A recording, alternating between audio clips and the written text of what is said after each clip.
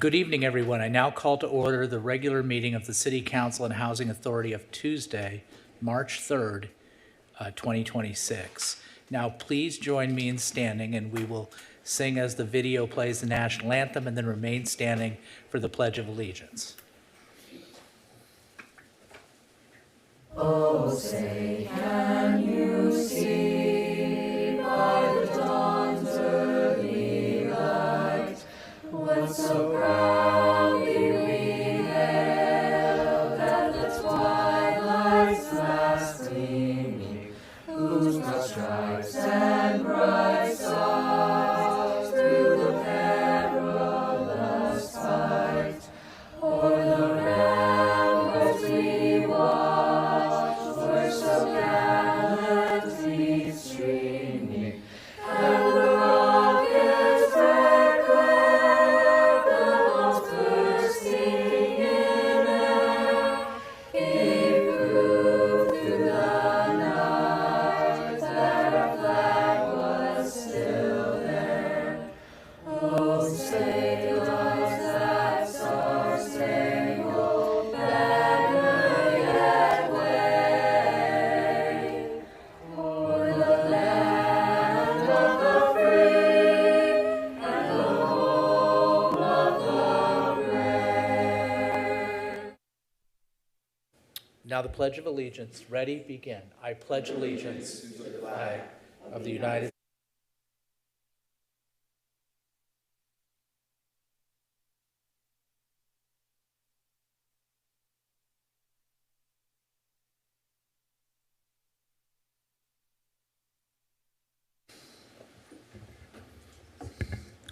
Okay, thank you very much. Now it's time for our moment of solemn expression. We don't have anybody here from the clergy, but it's a little known fact. I am a reverend in the Universal Life Church, so I'll do the honors today. Dear Lord, we recognize the responsibility entrusted to us by the community we serve. May we approach tonight's discussion with thoughtfulness, integrity, and respect for one another. May we listen carefully, speak honestly, and remain open to the perspectives that differ from our own. Let our decisions be guided by fairness, wisdom, and a shared commitment to the well-being of all residents, businesses, and visitors of the great city of Costa Mesa, including those whose voices are not always heard. May we work together in a spirit of cooperation, mindful that our actions here have real impact on the lives of our neighbors. With gratitude for the opportunity to serve, let us proceed with purpose and dedication. Amen. Madam Clerk, would you please do the roll call? Mr. Mayor, the record will reflect that all council is present except for Councilmember Pettis. Thank you. Madam City Attorney, do you have a closed session report? Thank you, Mr. Mayor. The City Council gave direction to staff in connection with the agendized items, but no reportable action was taken. Thank you. Okay, we have two presentations tonight. Both of them are informational. First is a presentation by Mr. Inlos, Economic Development Administrator, on our new active development map. Mr. Inlos, you have the floor. Thank you, and good evening, Mayor and Council members. I'd like to briefly introduce you to a new tool the city has recently launched. It's called the Active Development Map. You can find it on the home page in the Spotlight section here, or on the Economic Development Services page of the department. The Active Development Map is a tool designed to make development information in Costa Mesa more transparent, easier to access, and easier to understand for everybody, including residents, business owners, property owners, real estate professionals, and anyone interested in knowing what's happening in Costa Mesa. You can find the map fairly easy to navigate. Once you get to this location, you can see it takes you directly to the city of Costa Mesa, and then you just would type in an address that you're potentially interested in. and it'll take you to that location. You'll notice there's two panes on the left and on the right. When you click on the property that you're interested in finding out more information about, on the left-hand side, it'll give you a variety of information about that parcel, namely zoning information, building information, assessor's information, geological information about the property. And on the right, it'll give you a list of active building, business planning, business licenses, building permits, and planning applications, and public work permits. System's fairly easy to navigate. It provides you direct links to each of those applications if you want them to directly launch into TESA to find out the summarized information that's available to the public for each of those permits. And you scroll down on the left-hand side to see the additional information about each of the individual properties. You can navigate up here in the top right to isolate specific topics. So if you just want to look at building permits only, you can look at the red parcels. Or if you want to look at planning information only, you can look at the purple parcels on the map. The goal for this, again, is to help people be able to find out what's happening in Costa Mesa. They'll be able to navigate, find out more information, be able to investigate what's going on around their business so they can find out if it's a good opportunity to relocate or find new businesses that are coming in next to them, or what's going on in your neighborhood if you're just curious and you're a resident.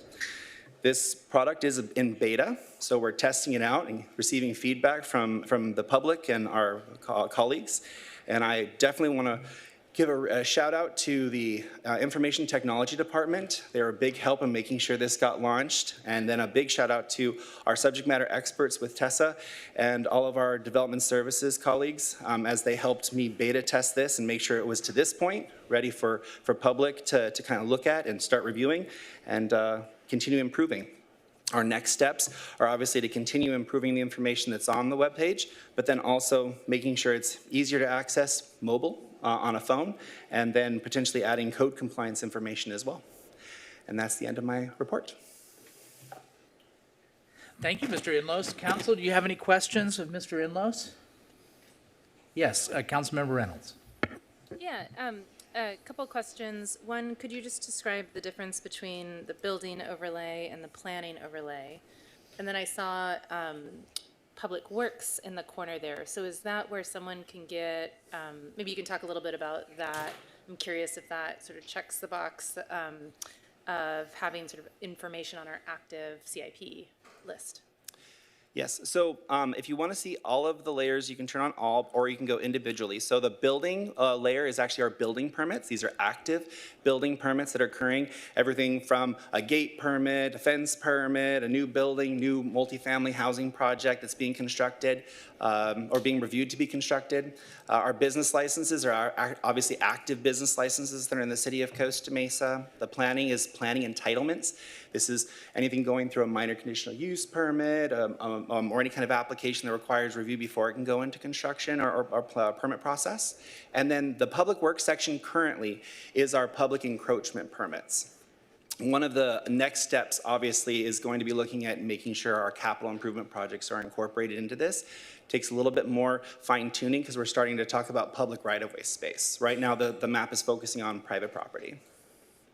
Okay, and then just a quick follow-up is you are planning to incorporate the capital improvement program into this map? That is the intent. They are already incorporated into TESA. We just have to make some modifications to the public right-of-way space so that we can accurately reflect the location of each of those projects. Okay, thank you. Yes. Thank you, Councilmember. Any other council members have any questions? No? Okay, good. Thank you very much. Appreciate it. Okay, moving on to our next presentation, we have the Fairview Park Steering Committee annual report, and Chair Crecilius is going to give us the report. Do you want to do it from the, here, I got to open up your podium, but do you want to do it from there, or do you want to sit down? Whatever Oh, this is fine. Okay, cool. Or wherever's easiest. It's my first time. I'm a rookie in the annual report category, so. Let's see if it moves. It doesn't seem to be moving for me. I can sit down if that's easier, then I can just click. Okay, cool. Yeah, I'll just tell you when to go next slide. Hello, Mayor and council members. Thank you so much for allowing our committee the opportunity to come and share a little bit about what's been going on with the Fairview Park Steering Committee. I don't want to take too much of your time today, but I'm very excited for this opportunity to talk about something near and dear to my heart, as well as to the rest of Costa Mesa. We have this 200+ acre open space that is a refuge to animals and residents. It's a sacred space to tribes and communities whose ancestors called that land home. And it's an amazing attraction to visitors who want to recreate and enjoy nature. What an incredible jewel this place is. I can't overstate that enough. Anyone who's been in the park knows that. You can go to the next slide, which is just a quick overview of what we're going to look at tonight. Who we are as the committee, what we do, some of the emerging issues that are commonly brought up and for your consideration, as well as looking forward and the role of the committee in the years to come. So this is a little play on words. We are residents, but we are also experts. We are resident experts. You know, it's important to understand a few things about this committee. Is it's a really diverse group of folks appointed by you that all are grateful for their appointment to the committee, that care about the space deeply, but also that have specific subject matter expertise that's really important to know. So from marketing to actual environmental science, one person that I'll just spotlight is one of the gentlemen, Mr. Bo Glover, who is the president of the Environmental Nature Center. So has a lot of experience in knowledge around not only environmental science, but how to create an incredible place where people can come and enjoy. If you haven't had a chance to go visit the Environmental Nature Center, it's technically in Newport Beach, but just on the other side of Costa Mesa, and it's a fantastic place. And I'll share quickly why I got involved in the committee. So two things. One was that in enjoying the park for myself, I'm an avid trail runner, and I love the fact that that's a resource for someone like me to be out in nature. I found in the early years of me using the park that I didn't always know how to engage and interact with the park. I didn't know where I could go and where I couldn't go. I didn't know where the trail systems were. And I knew that there was more to the park to be explored. And I knew if that was true for myself, it would also be true for young families. And that was another thing that I wanted to represent on this committee was the voice and the presence of young families. How are young kids, parents, enjoying and utilizing this park, right? So that we have a full perspective of how our city can maximize this incredible resource. You can go to the next slide. So we functionally do two things. We support our incredible our staff, Mr. Brian Gruner and Kelly Dalton. We're big fans of them, and we get to support them on a number of projects. This is a did you know? So in this last year, through the efforts of the staff, we moved from 2 volunteer days in a month to 8 volunteer days in the month, where people are actually in the park, getting their hands dirty, improving the space, and contributing back to their city in a park that they really, really love. That equated to over more than 1,500 hours of volunteer involvement. And another thing that was really cool and important to understand is this was a lot of individuals, but it's also corporations. People who are using it as a corporate engagement tool for their staff to be in the park to service volunteer hours. And that's just incredible. If you're ever out there on a restoration day to see the dirt flying and, you know, a coordinated group getting after removing invasive species, it's pretty special. Alongside that, the city staff also is managing millions of dollars in CIP projects, some of which was given by state senators, and we also oversee some memorial bench donations and things of that nature. So we support those guys. The other thing we're supposed to do is we're supposed to advise city council, leveraging our knowledge of the park as well as, you know, our closeness to the residents and elevating their voices there.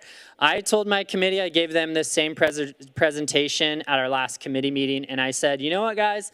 I think we have a little bit of a PR problem.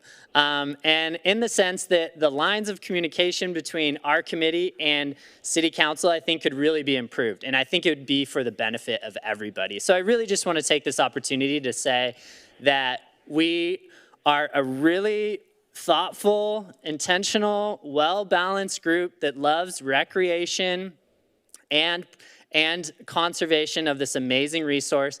And we would love, I would personally love to connect with any one of you who has questions or wants to learn more of our perspective and what's been happening. But this is another great opportunity to do so. So thank you again for having me here. Next slide. When it comes to emerging issues, there's a few things, we don't need to read through all of those there. You can read them on the screen in front of you.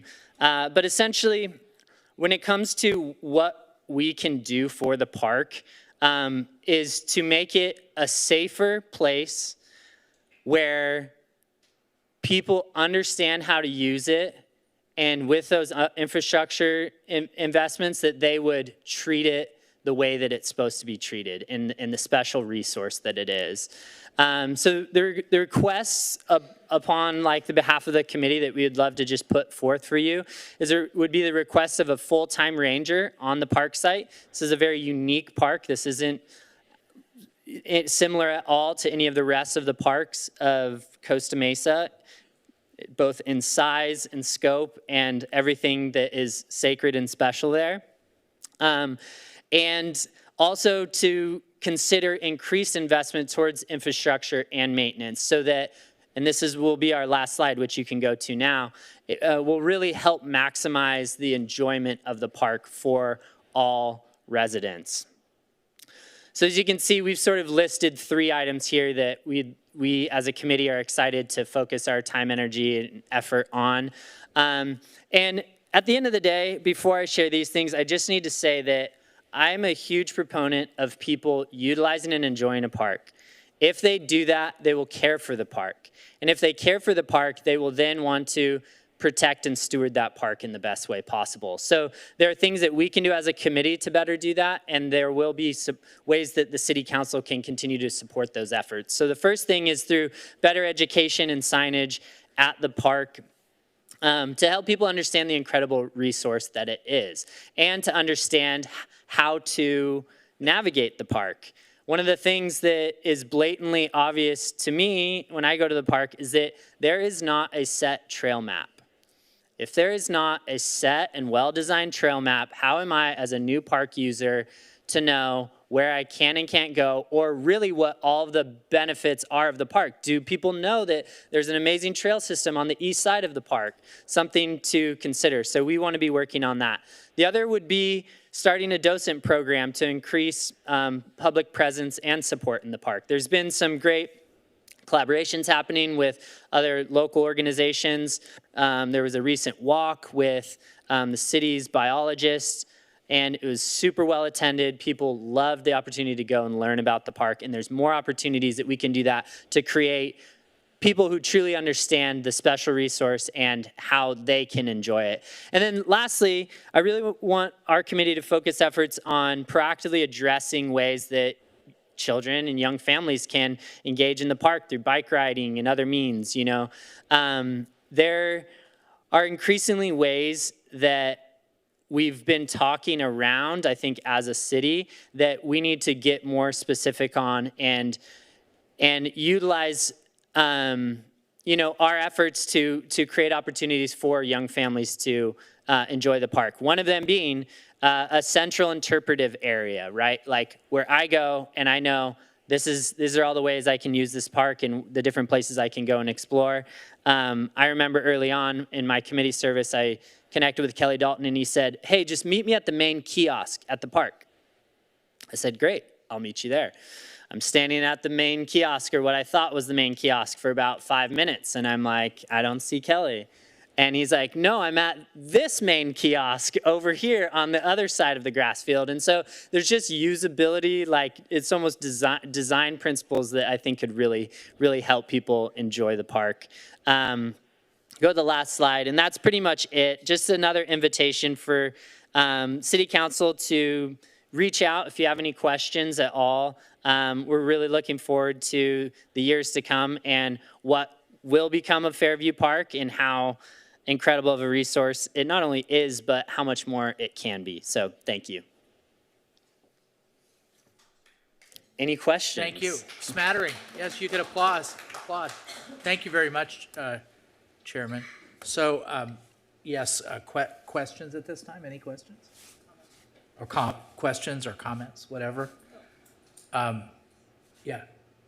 You have the floor. Yeah, I Councilman just wanted a quick comment as the liaison to this committee. I get the joy of sort of sitting in and listening to the deliberations. And I think you put it really well, Cole, the really, really thoughtful conversations, different perspectives brought to the committee. And I've, after sitting in this role for a while, it's been really enjoyable for me to see all of those committee members deliberate. So I don't know if any else are out there, but if you're listening, I just want to thank you all for the time that you put into thought for the park and spending time at the park. And I'm excited about the where I see the committee wanting to focus their energy on really the engagement, interaction, and the teaching about all of these cool things we continue to learn about the park. So thank you.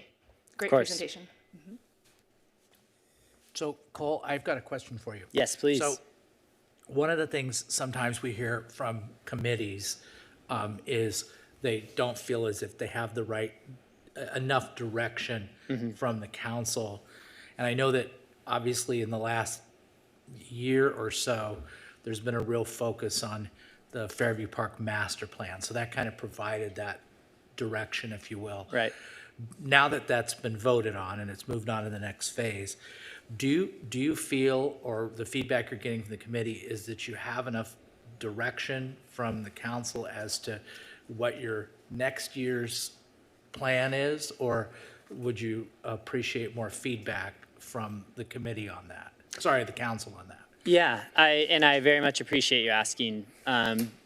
It's a great question. I think that, you know, as you mentioned, so much of our time and effort over the last 3 to 4 years has been surrounded with this discussions around the master plan update. I feel like getting to the other side of that and having the clarity that that plan provides gives a ton more direction to the committee. We are, of course, always open to feedback and would love council, you know, insight, things that are important to council. We'd love to understand and consider what those are. So again, the communication line is open, but I feel as though our direction is pretty clear in what we can do. And it is in helping bring this vision of the park to life that's set forth by the master plan. Okay, thank you. Thank you for answering the question. You bet. Anybody else have any questions or comments? Okay, thank you very much, All Chairman. right, thank you. Have a good night. Yeah, you too. Okay, that's our second and final presentation of the evening. So now we're going to move on to public comments. So with public comments, everybody gets 3 minutes, and you're going to hear and see at the 1 minute mark a tone, and you're going to see that you have to wrap up. So please wrap up. When you get to 2 minutes, you have 1 minute left. If you're going to speak in English to Spanish translation, you get 5 minutes. You can speak about anything that is not on the agenda, not on the main agenda, our new business items. You can also speak about consent calendar items. So pretty much anything. The floor is yours. We're here to listen. You have the floor, sir.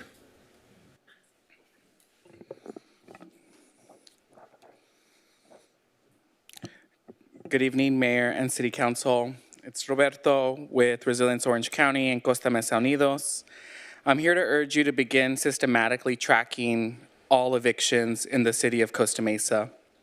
Warrantless ICE arrests and immigration raids continue to terrorize many in our community. The Big Beautiful Bill has handed billions of dollars to ICE, which just this year has resulted in the deaths of Renee Good, Alex Preddy, and Keith Porter. Costa Mesa's own Gabriel Garcia Aviles died in ICE custody last year as well. May they rest in peace. The city of Costa Mesa can't turn a blind eye to ICE, and we haven't. With the mayor's leadership, Costa Mesa became the second city in Orange County to launch a legal defense fund for families facing deportation, and I applaud you for that. Costa Mesa has been ahead on the side of justice in defending the Latino community and the immigrant community in protecting due process rights. We continue to set the example of leadership with other cities following suit. The city of Buena Park has launched their own legal defense fund.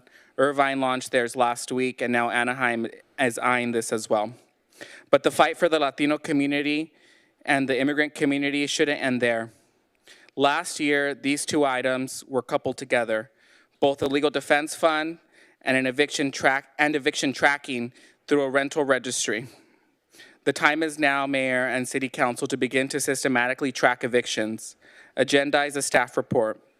As families face devastating family separations, breadwinners are arrested and mothers are left scrambling to pay for the rent. Families go hungry, buy less clothing and school supplies to make ends meet. The fear of evictions linger and failure to pay rent becomes a reality. The city doesn't track this data point, failure to pay rent, and the data it does collect is all self-reported under our current tenant protection ordinance. I'm here to urge you to begin systematically tracking all evictions in the city and Costa Mesa. Tenant rights are immigrant rights, and I need you to stand by that. Thank you. Thank you for your comment.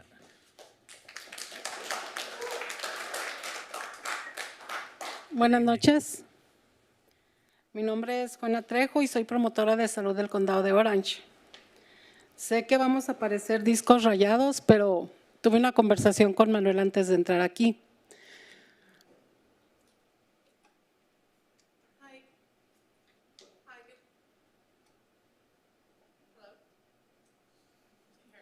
Creo que necesitamos equipo nuevo. Hi, good evening. My name is Juana Trejo, and I am a promotora in Orange County. And I know we're going to sound like a broken record, but I did have a conversation with Manuel before this.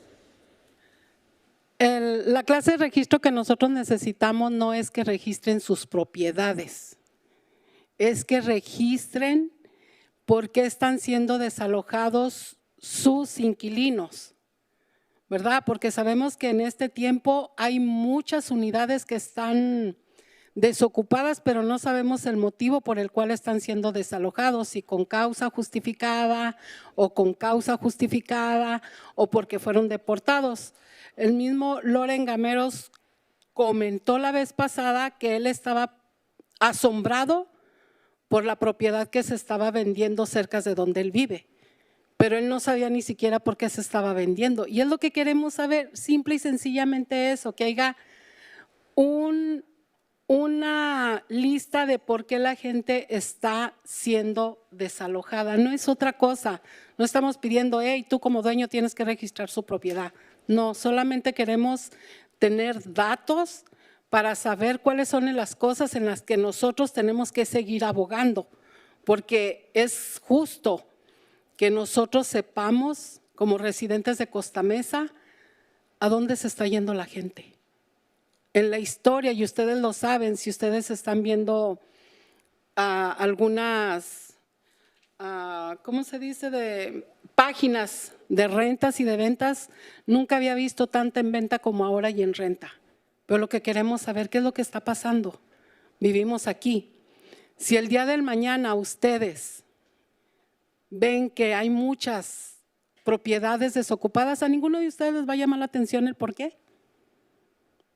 Esto también forma parte de su trabajo. Nosotros también contribuimos y creo que no les estamos pidiendo cosas del otro mundo. Solamente queremos tener datos transparentes para saber qué es lo que está sucediendo, y no solo con nuestra comunidad latina. También hay muchas personas que son de otras nacionalidades y también ya no están.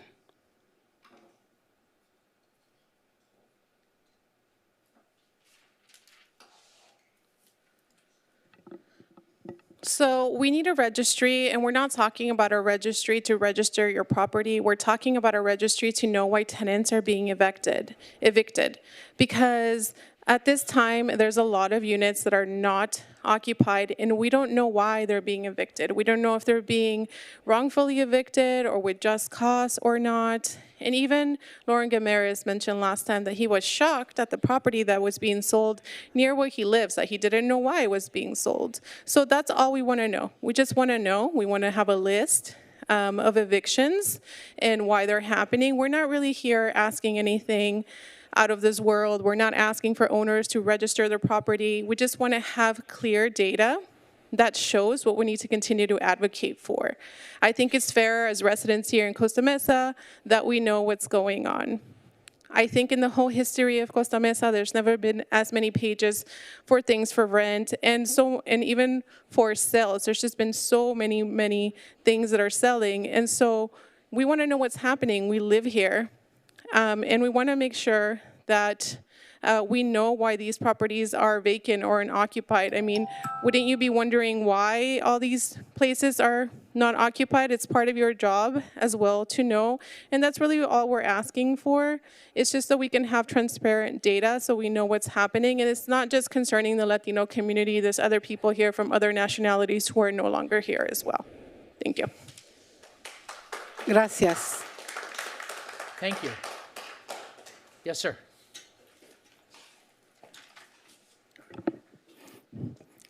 Good evening, Mayor and City Council. My name is Christian Lopez with Resilience OC and Costa Mesa Unidos. Today I'm here to call on the city to support tenant protections and support a rental registry. Although the rental registry is not on the agenda today, it was approved to be brought back to City Council back in September of last year. And City Council provided direction to staff to, one, update the existing tenant protection ordinance to track all evictions, two, develop a proposal for a rental registry, and three, establishing a network for renter solutions to improve outreach to both landlords and tenants. We urge you to support all three. We continue to see unlawful evictions here in the city of Costa Mesa, whether it's landlords unknowingly or willingly circumventing existing state protections or the city's just cause tenant protection ordinance. We see community members falling through the cracks of the existing tenant protection ordinance that could have been prevented with better oversight. The city of Costa Mesa is made up of over 60% renters.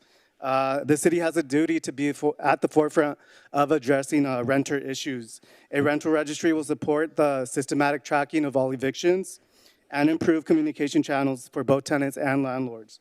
In a majority renter city, it must continue to move in the direction of that provides both transparency and systematically tracks important housing data that can help inform future housing policy for the city. This city council cannot continue to leave these issues in the dark.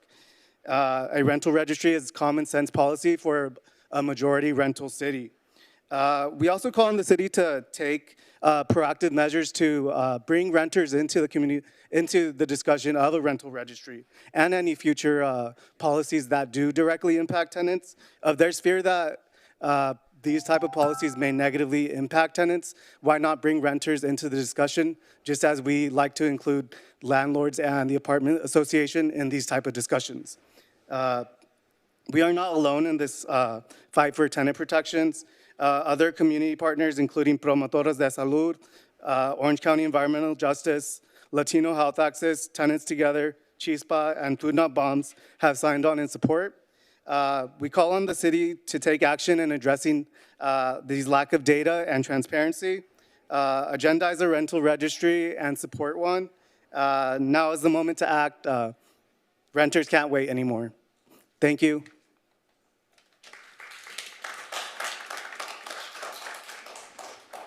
Yes, ma'am. Buenas noches a todos. Mi nombre es Yolanda Padilla y vengo por la misma causa. ¿Todo? ¿Sigo o usted o me voy a parar poquito? Puede parar poquito. Sí, ok. Vengo por la misma causa de mis compañeros de que nos gustaría que hubiera un registro de apartamentos. Eso sería muy bueno tanto para la ciudad como para nosotros como inquilinos también. Y yo ya viviendo aquí 37 años en Costa Mesa, que ya considero que soy de acá más que de México, eso está pasando, todo lo que está pasando sobre la renta, que cómo ha subido tantísimo, que a veces solamente lo que ganamos se va para la renta. Entonces eso es algo también muy, muy triste. Creo que hasta ahí. Hi, good evening. My name is Yolanda Padilla, and I'm actually here for the same reason as all my other colleagues. I think that we need a registry for apartments. I've been here, living here. I think it would be actually something really good for the city as well as for us, the tenants. I've been living here for 37 years in Costa Mesa, so I would say I'm more from here than I actually am from Mexico. But given everything that has been happening, given how the rent has been increasing so much, I mean, basically everything that we're earning goes straight to rent. Gracias a todos. Es todo. Thank you so much.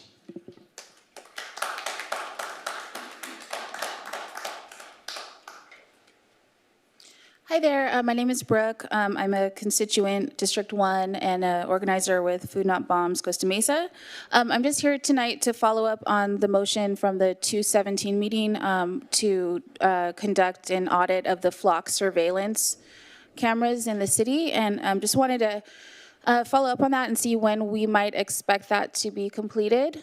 On that note, I also wanted to express my gratitude to the Costa Mesa Police Department for their open communication and always being willing to discuss the requests and what's going on. And so I did want to say that, and that the concern is with FLOC or federal agencies, not so much with our police department, but the concern is with them accessing the stored data, using that information to track and target specific community members. And this is happening in other cities in California and throughout the country. So did want to follow up on that. Also, I'm here to follow up on the rental registry and eviction tracking and tenant protection ordinance, and we fully support that. We were here at the September 9th meeting when that motion was approved, and would just like to see that go into effect and help support the community. Thank you for all that you all are doing. You're doing so many great things for the people and the community and the city, and we just hope to see that continue on. Thank you.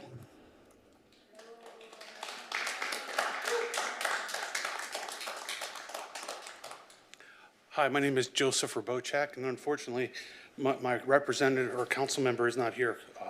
But the reason I'm here is I have to read this to you because I have a mental fog and that comes and goes, and I want to be consistent and coherent.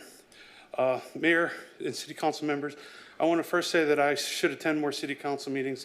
It's extremely important, especially in these times, to make sure our government officials represent us, our community ideals, and to hold them accountable in that job. I have attended one meeting, and what I heard and saw made me proud to be a Costa Mesan.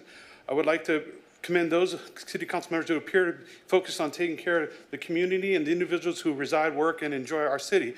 I come before you as a 30-plus year resident of Costa Mesa, 28-year homeowner, 28-year property taxpayer who has never missed a single payment even when my world fell apart underneath me.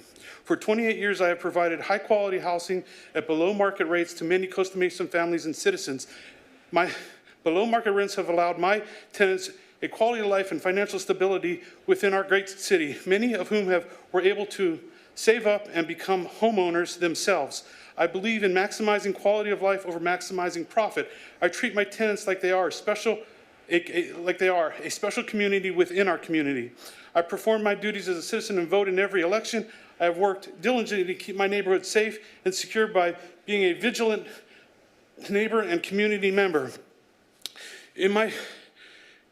I'm the type of resident you want in your town, to live in your town, because I care about my fellow humans and believe that everyone can prosper if given a chance. It's very hard for me to be here because I'm quite ill. Like many fellow Americans, the pandemic hit me hard. I almost lost everything I have built for the last 40 years, not just my home and property, but most important of all, my life. I have tried as hard as I can to handle every problem life has thrown at me in the way to do it fair and considerate and compassionate manner. I have asked for meetings with my elected city representatives through calls to the constituent services and correspondence to previously elected city council members and have been stonewalled. I have been promised calls back and have never received a single one. The city prosecutor is about to make me a homeless man and force me to lose my home that I worked 40 years of my life to build. So I ask why the city that I love, the community that I chose to build my life in 30 years ago, is trying to destroy everything I've built with my own hard work and determination. Why is the city prosecutor trying to take that away from me and make me homeless? I need help. I need my elected representatives to look at what is being done to me, how this despicable, unjust, and I would assert illegal acts are being perpetrated on me at my weakest and most vulnerable time. My entire 30-plus years as a resident of Costa Mesa, I've never asked the city for help. I'm asking for help. I need immediate help. Thank you. Thank you, sir. Thank you. Thank you. Thank you. Okay. Yes, ma'am.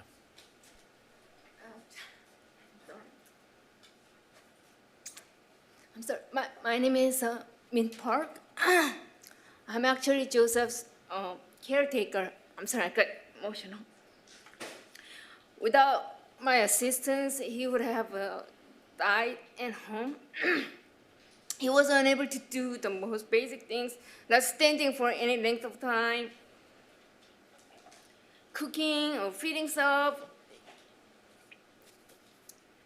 showering and using the bathroom, any basic things that human people, can do.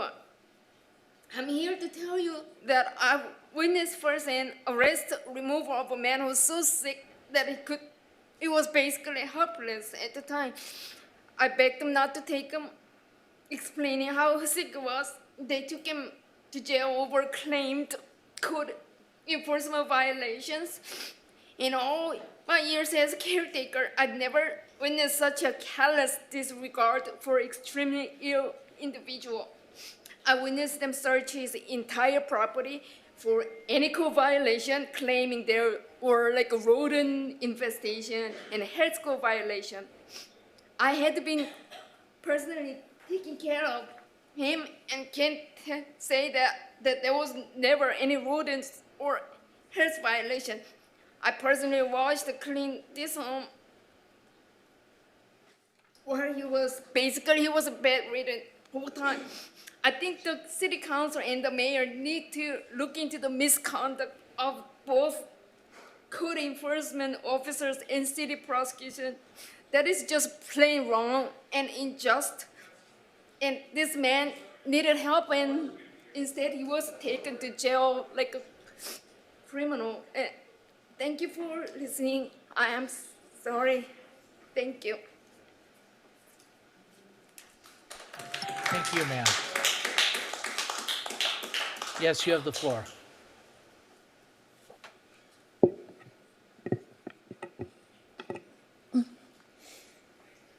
Good evening, Mr. Mayor, City Council. My name is Rachel, and I'm a Costa Mesa resident of District 3. And I'm here tonight to follow up on the comments about flock safety from the February meeting. Thank you for your willingness to audit the flock data, and I'm here tonight to ask for an update. And just to be absolutely clear, my concerns about flock, they're not directed at our police department. This is about mass surveillance and the risk that flock poses to our most vulnerable residents. I personally would like Costa Mesa to cancel its contract with flock. However, there are two things you can do now that would help mitigate the risk to our community.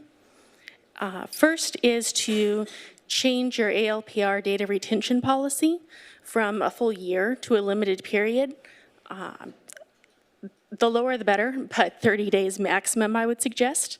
This allows the police department to get their hot list alerts of stolen vehicles, Amber alerts, et cetera, while not retaining the data for an extended period of time.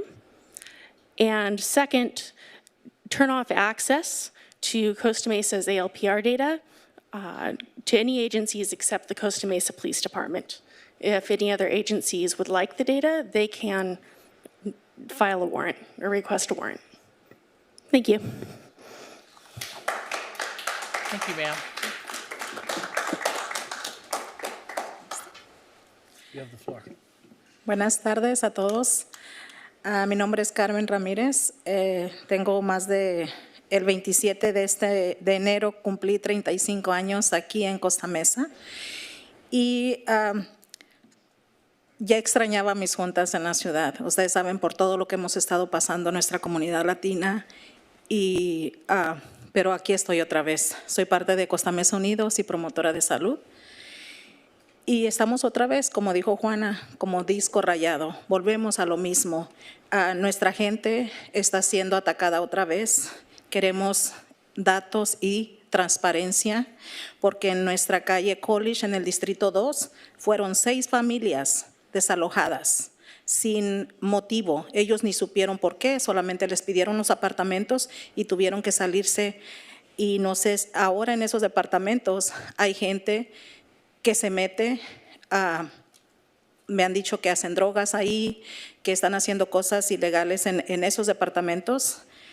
Y hay 3 familias también que les llegaron cartas subiéndoles más del 10% de renta.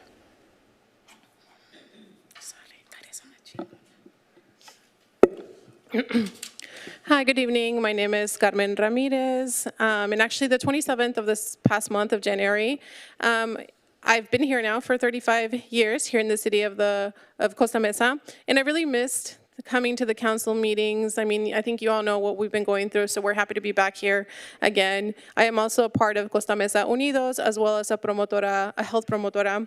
And just like Juana said, I guess I'm gonna sound like a broken record as well, but our people are being attacked again, and all we really want is just more data and transparency. Off of the street of College in District 2, 6 families were evicted. No cost was given to them, no reasoning was given to them. They were just asked to give back their place, and they didn't know why. They were just asked to leave. And in those same apartments, now what we've been hearing is that people are going into those apartments, and they're doing things like drugs and just illegal things. Now, we've had these other 3 families who have received some letters letting them know that their rent is going up over 10%. Lo único que pedimos es datos y transparencia para que nuestra gente igual sea tratada con dignidad. Gracias. And all we're asking for is data and transparency for our people to be treated with dignity and respect. Thank you.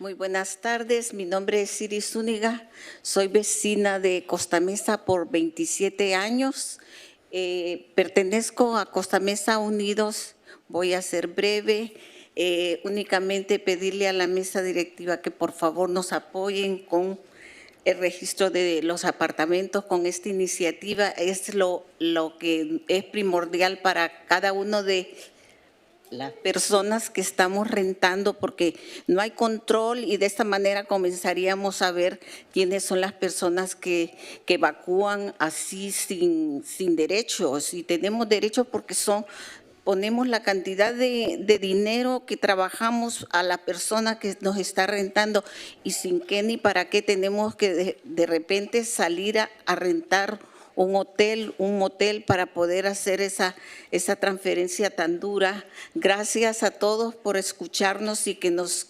apoyen en esta iniciativa. Gracias. Registro de apartamentos ahora. Gracias. Hi. Okay. Hi, good evening. My name is Siti Sudiga, and I've been a tenant here in Costa Mesa and a resident of Costa Mesa for about 27 years now. I am also part of Costa Mesa Unidos, and I'm just going to be brief. We're really just asking for the council here to support us with having in our initiative for a rental registry. I think it's imperative for all renters. You know, there's no control right now. It's just a way for us to start seeing, you know, who's being invictive and whose rights are not being respected. We do have rights, you know, all the money that we work so hard for are given to the property owners, and to suddenly have to go and rent an apartment because of this and go through a really difficult transition is hard. So really, we're just asking for you all to support us in this initiative and have a rental registry now. Thank you.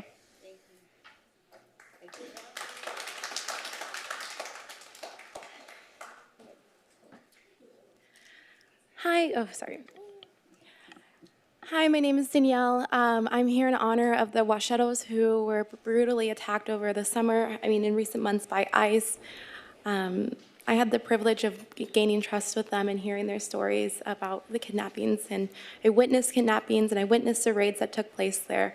And I think it's really important that we continue to remember the violence that they brought to our communities. So at a car wash in Huntington Beach, when ICE went in to raid it, some of the Washetos were working on cars, and there was a man, he was in a car, he was leaning over to clean it, and then an ICE agent came and the car continued to roll back and hit a wall. Another person at that same car wash had an elderly man had his knee broken, and they pushed him to the ground. And he was later received care at a hospital in Huntington Beach where protesters were met with armed guards having guns pointed at us. Another testimony of something that happened there is when they were kidnapping somebody, they pushed him onto the belt, and he sustained a lot of bruising on his stomach when they pushed him to the ground. And what happened to the man who broke his knee, he received care and then he was dropped off in Tijuana. This is just what management told me, but there's no follow-up or no justice for him. I just want everybody to remember that the men that ICE is recruiting are vicious and violent. In fact, I actually got a call the other day from a guy I used to date who kind of taunted me about, well, hold on, let me reword that. He knew I was involved in advocacy in this line, and he told me that he was going to be joining ICE. Very upsetting, told him I don't want any contact. I have received calls from him, but continued taunting me and saying, stay out of my way, and a whole bunch of other verbiage. And I just think that this is just really important to highlight that who ICE is recruiting are not people that we can trust, really. They are just grown kids with really expensive government weapons. And so that is why I am very concerned about the block surveillance system, because these men and women have shown, and ICE have shown us how vicious and how violent they are and how detached they are from reality. And I don't know what they are feeding them and what they are doing in training that is taking away their humanity, but that is the violence that they cause to our communities and the suffering that continues to follow these families is it's awful. And that is why we also need the transparency about rental assistance, because it's just, the suffering is just, it lingers. And I want to continue to share their stories. I will get better at it, but this is, there's a lot of suffering that they brought. So, but thank you.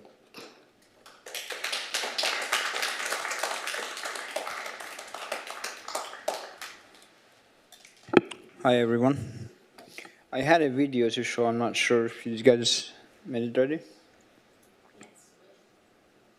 Would you play it from, I'm just going to talk for 90 seconds and 90 seconds from minute 6 to 7:30, please.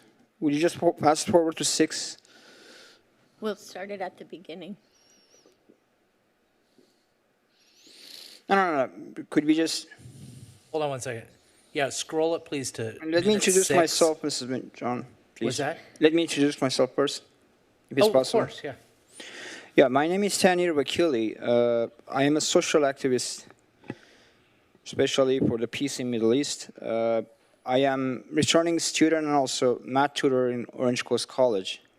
I travel all the way from LAX here almost every Thursday and Tuesdays.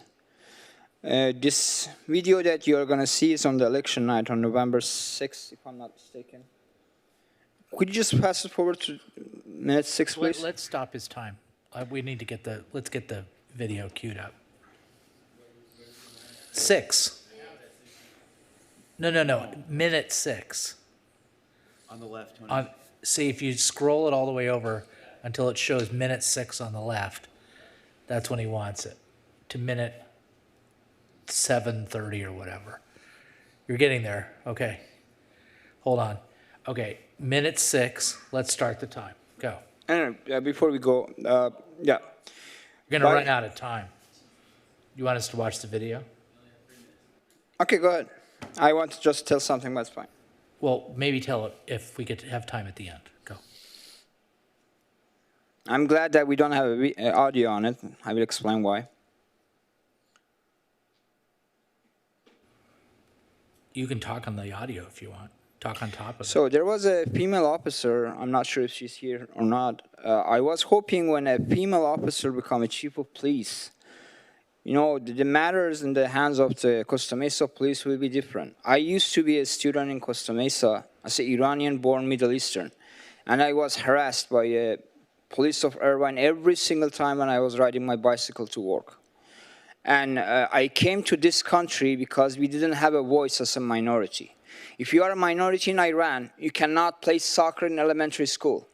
You cannot become official for the government. You have to watch if police is watching you. So if you see a police, you have to run away and make sure they are not shooting you.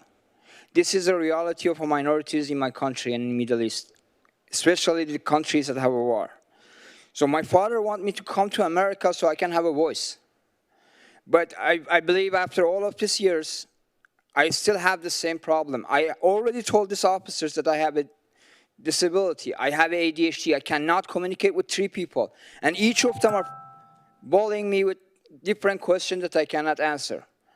So I am hoping the chief of police are going to change the way they train their police. They'll make sure that, you know, we as a citizen, we don't need a gun to protect this stuff. Gun is not going to resolve anything. Thank you.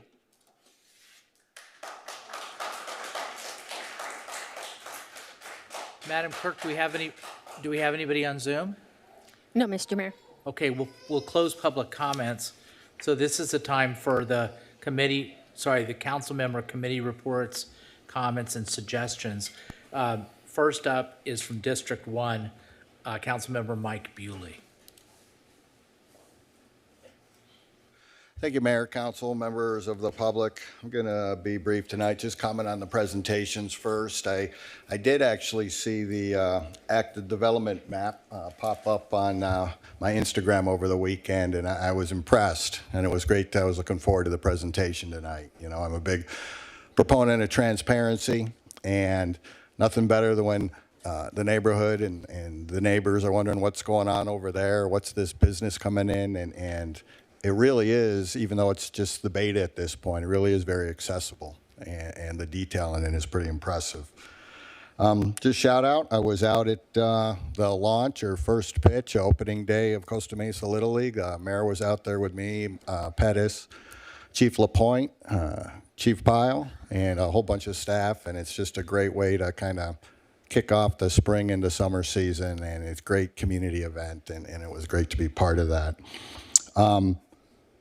An ask I've got, and it's just a question because I don't know the answer to it. Several sessions ago, I had kind of throwaway comment about is there any federal prohibition or state prohibition to imposing some sort of fee or tax similar to a TOT tax on our rehab homes or sober living businesses that we have in the city? Is there some ADA prohibition against looking into something like that? Because there are businesses in our city, they generate rather substantial revenue. And I was just curious about that. Now, you don't necessarily have to answer it from the dais tonight, but it is something I'd be curious about. And that's all I've got tonight. Thank you, Councilmember. Next up from District 2 is Councilmember Lauren Gameros. Thank you, Mr. Mayor. I'm going to just keep this to one subject this evening. First of all, I want to say I appreciate everybody coming in and speaking about how they feel regarding Flock. I did listen at the last meeting, and I reached out to our police chief, and I expressed my concerns, and lo and behold, she had already addressed these concerns, and I was not aware. So what I want to do is I just want to read a few excerpts from which she sent me, so that we can address some of these concerns. And I took some notes and this and that when people were speaking. So there was an ask for an audit. An audit has been done, and an audit is done regularly. So I'm just going to read this so I can get through this here. There were some recent community concerns regarding the city's use of Flock, the license plate reader system, ALPR. Staff have taken immediate steps to review both system security and data practices. The IT manager, Michael Stanky, sorry about that, Mike, just conducted a network audit of the city's entire network. He confirmed that we have not had any network security breaches at the time we have had flock. The IT manager's memo regarding our network security is attached.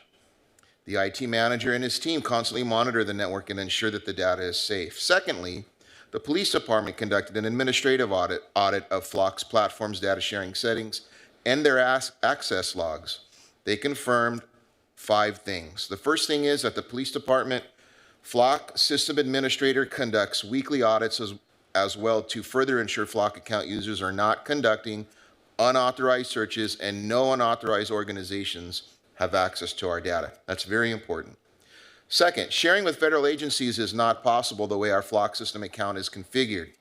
And the same goes for all of the California agencies that use Flock. We do not have the ability, even if we wanted to share Flock information with federal agencies or out-of-state agencies. Third, data sharing is limited to California law enforcement agencies only, consistent with city policy and state law. We currently share Flock search data with about 360 agencies, all within California. The list of agencies we share data with is attached for reference. I looked at it, it's police departments. There has been no sharing of Costa Mesa Flock data with federal agencies. The systems, permissions, and user access controls are functioning as intended. In response to what everyone said, there has been an audit that was conducted. There are regular audits that are conducted on a regular basis. If anybody has any concerns, reach out to me. I'm an open door. Anytime you'd like to speak to me, I'll be glad to speak to you. I do want to thank our police chief for getting on this. She did a great job giving all the information that was needed to the council. I wanted to share this with you. So thank you, Costa Mesa Police Department, and thanks, Chief. That's all I have. Thank you, Councilmember.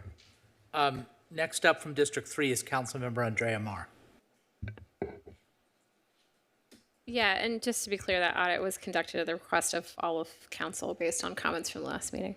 I wanted to particularly thank all of the folks who came out from Costa Mesa Unidos for your comments. We will be visiting, maybe Nate nod at me if this is right, we will be visiting the rental protection ordinance and the rent registry in 2 weeks. I really want feedback on how we're doing on that. So when the agenda is published the week before, I will make myself available. Roberto, maybe I can schedule some time with you to make sure that I can get as many comments as possible in advance of that meeting so that I can be prepared to bring those concerns and comments, adjustments, things you think are great to the agenda that following Tuesday. So thank you very much for being here and taking time out of your day to do that. I don't have anything else, Mr. Mayor. Thank you, Councilmember. Next up from District 5 is Councilmember Arliss Reynolds. Yeah, thanks. Thank you, everyone, for your comments tonight. Really appreciate the input. I just want to note the person who came up with some concerns about his home and caretaker. Thank you, City Attorney, for giving him your card. I saw some staff connect with him in the back. And if we can just get an update on that situation, I would appreciate that. A couple other things to staff. So on our council, I think last summer, issued a resolution related to safety on Newport Boulevard, a challenging street in our city, road, highway in our city, under the jurisdiction of Caltrans. That resolution was in response to long engagement and concerning data on safety on that street. Our staff organized a meeting with Caltrans staff. There he is, Transportation Manager Paul Martin. We had a really fantastic meeting last week with Caltrans staff, representatives from Kari Petrie Norris's office, Senator Choi's office, and 3 commissioners from the California Transportation Commission. I just want to share that with council because this has been an issue that's come up for us. Really good conversation about the safety concerns, progress made in response to some of our requests, progress still to come. and avenues to get some more substantive safety improvements on that stretch of road. So just sharing that update for council, and want to express my thanks for all of the staff who were involved in putting that together. Similarly, the Neighborhoods Where We All Belong event last night, got to be there, really good conversations. I want to thank all the staff and consultant team who were part of that, and encourage anyone in the public with concerns or ideas for housing. Those are really valuable places to engage. We'll have an online meeting that will have translation services as well, and then another public in-person meeting on Saturday. I'm appreciating the conversations that I'm having, and I'm liking where I see the overall efforts and goals going. Related to housing, I'm eager to see the rental registry back in front of us, so thanks for all who have shared work on that. I appreciated the development map as well that we were presented on, and I'm eager for similar transparency in terms of rental housing. As one of the commenters shared, 2/3 of our residents rent, and we've expressed on this council over the years, like, really not having a lot of information. There's not a lot of public information about trends in terms of rental prices, who owns this rental housing, how fast prices are going up, where evictions are happening, where unlawful evictions are happening, and that affects 2/3 of our residents. So I'm really, really eager to have our city staff, not just council, but our staff, and as much as possible, the broader public, just more understanding and awareness of that particular housing market in our city. Okay. Thank you. Thank you to for all the comments on Flock. Thanks to staff for very quickly conducting that audit. I appreciated getting that information. I do have a follow-up question on the ALPR data retention policy. I didn't see the information on our data retention in the audit. If we can get a follow-up on that. I thought that was a helpful recommendation. And then I've asked staff to share the information from that audit publicly too. So thank you, Councilmember Guimeros, for reading that out loud, but I think it's really helpful to make those audit results as public as possible. And lastly, for folks who, thank you to everyone who is engaging with their neighbors and supporting strangers through very, very challenging year in particular for residents and community members and people working in Costa Mesa who have become victims or are vulnerable to the elevated ICE aggression. Really appreciate everything you're doing with your free time, everyone who's donated towards that work.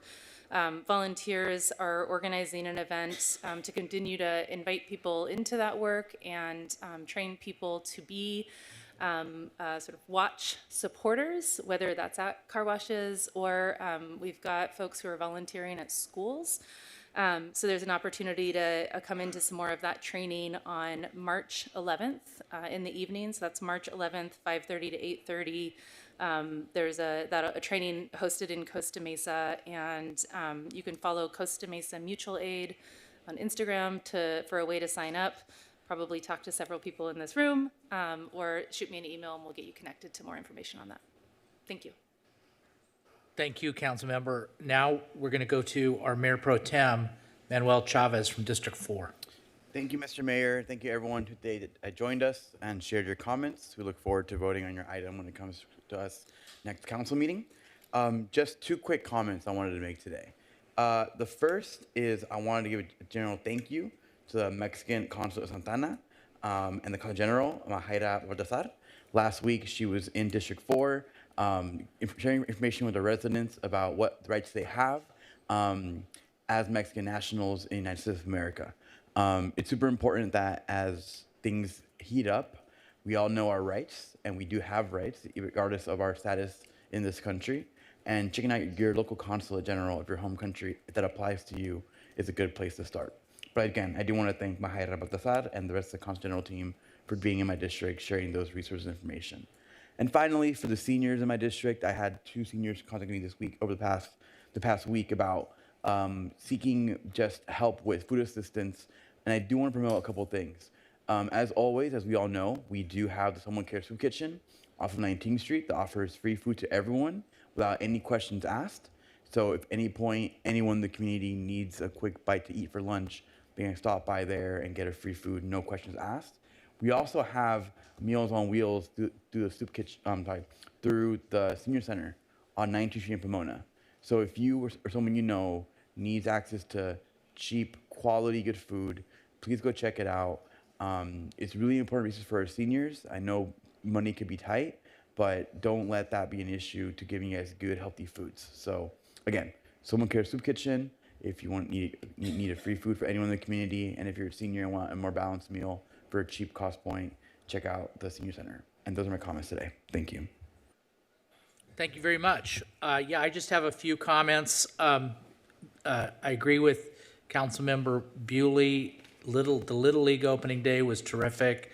It was a beautiful day. They have about 660 players in the league, you know, all the way up from T-ball to majors. I think it's the most that they've ever had. The fields look beautiful. All the families were out there, and I was happy to be out there with a lot of police officers, including our police chief, a lot of firefighters, including our fire chief, our interim fire chief, and then council members Bewley and Pettis. We threw out the first ball. I think I threw a strike on the inside corner. I can't speak for Bewley or Pettis, but it was nice to see everybody there. Unfortunately, this is my last year, so this is my last opening day. So I had a lot of years there as a coach and a board member, so it was a little bit sentimental and wistful for me to have it be my last opening day, but it was a good one. And, you know, sometimes it rains on opening day, so it was beautiful weather.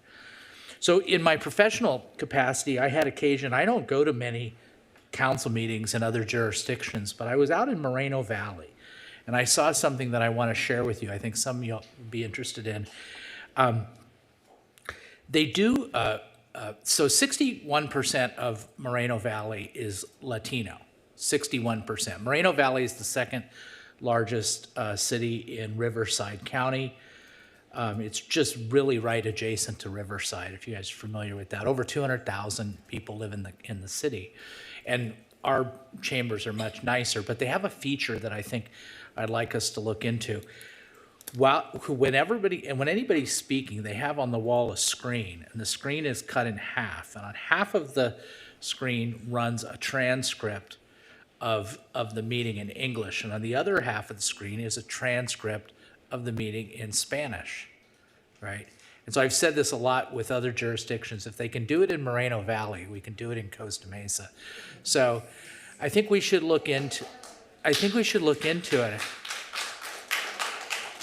We've made a lot of strides, but we know the technology exists. So I'd like to see the staff to look into that, especially our great CMTV staff, and just add that as another feature of our meetings to make them more accessible and transparent to the public.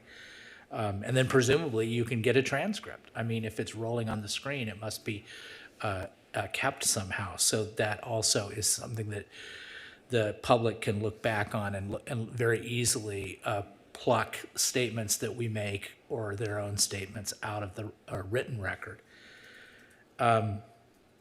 With respect to Joseph, I think it was, who spoke, I think it would be appropriate to get a written attorney-client, apparently there's some legal issues, attorney-client communication from the city attorney about those issues. I'm concerned about that gentleman and appreciate that he came here and brought his caregiver. And so I think we should, as a council, be responsive to him. And then the other thing is I want to adjourn the meeting for Shirley Foster. Now you might say, when was the last time the mayor talked about Shirley Foster? Just recently, within the last, say, 3 or 4 months, I went over to the LDS church on Adams and Placentia, and I attended her 100th birthday party. Well, I learned this week that she died. So she made it all the way to 100, bless her heart. And so now she's got a great award, and so let's adjourn the meeting in her honor and memory tonight. That's all I have. Now we'll go to the city manager report with Cecilia Gallardo-Daly.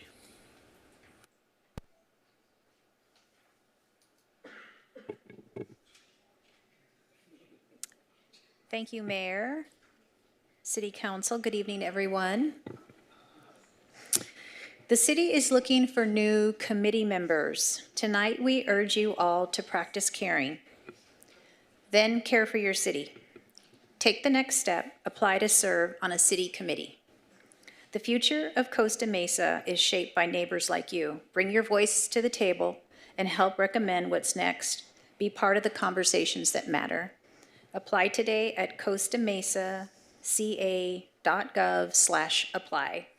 The City of Costa Mesa is looking for members of the following committees: Animal Services, Active Transportation, Finance and Pension Advisory, Housing and Public Service Grants, and the Mobile Home Park Advisory Committee. The deadline is 5 p.m. Thursday, March 26, 2026, and the appointments are tentatively scheduled for the April 7, 2026 City Council meeting. So these are the city committees that you can care for. So we urge you to apply and join us. We recently launched a legislative and government affairs page on our city website. On this page, you can find the city's legislative platform along with the city's goals adopted. The legislative platform is based on strengthening the public safety and improving the quality of life, achieving long-term fiscal sustainability, diversifying, stabilizing, and increasing the housing to reflect community needs, maintaining and enhancing the city's facilities, equipment, and technology, and advancing environmental sustainability and climate resiliency. And I know later on this evening, the council will hear more about the legislative platform and some bills that have been introduced that reflect these goals. The page is located within the city manager section on the city website at costamesaca.gov. And that's it. Thank you. Thank you, Ms. Gallardo-Daly. And now we're up to the city attorney report. Ms. Hall-Barlow, do you have a report? Thank you, Mr. Mayor. I don't have any report this evening. All right, that's good. Brevity, you get brevity points. Okay, so now we're at consent calendar. All items on the consent calendar are considered to be routine and will be ruled on in one motion unless a council member or a member of staff or a member of the public pulls an item. Madam Clerk, do we have any items that need to be pulled? No, Mr. Mayor. Okay, and so do we have any recusals or anything else we need to put on the record? No. Okay, good. All right, then can we get a motion, please? Move to approve. Motion by Mayor Pro Tem Chavez, seconded by Councilmember Mar. Let's call for the question.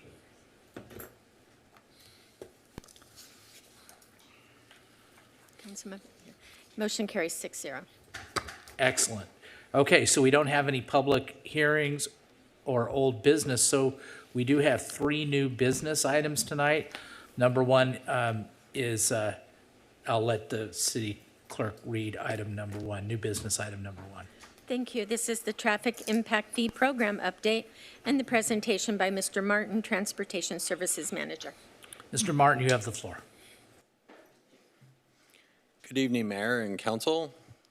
Tonight, we are going to give an update on consultant selection for our traffic impact fee study update.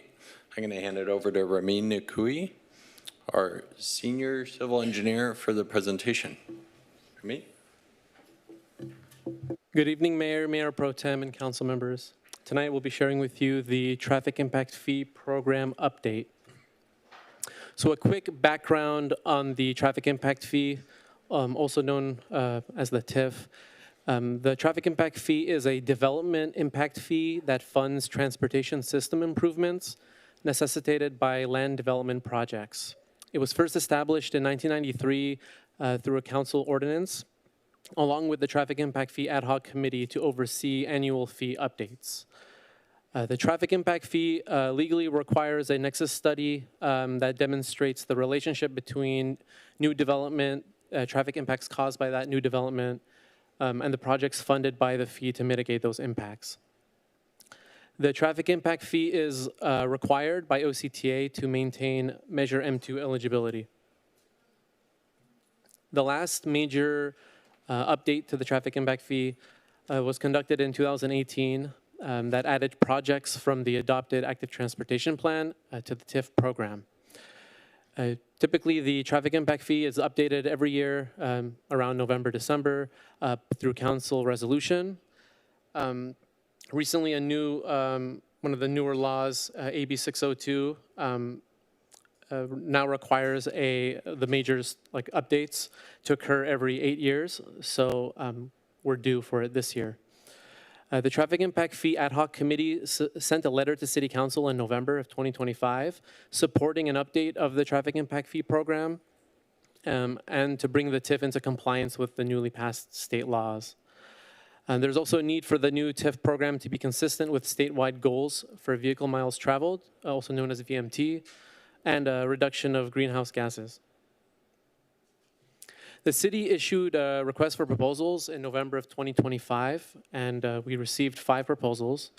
After evaluating the proposals, the highest ranked consultant was Kimley Horn and Associates. Kimley Horn has demonstrated ample experience working on traffic impact fee programs, nexus studies, VMT analyses, and other mitigation fee programs across the state. The total cost of the update, including a 10% contingency, is $164,714. To fund the update, will require council approval to appropriate funds from the Measure M2 Fair Share fund balance.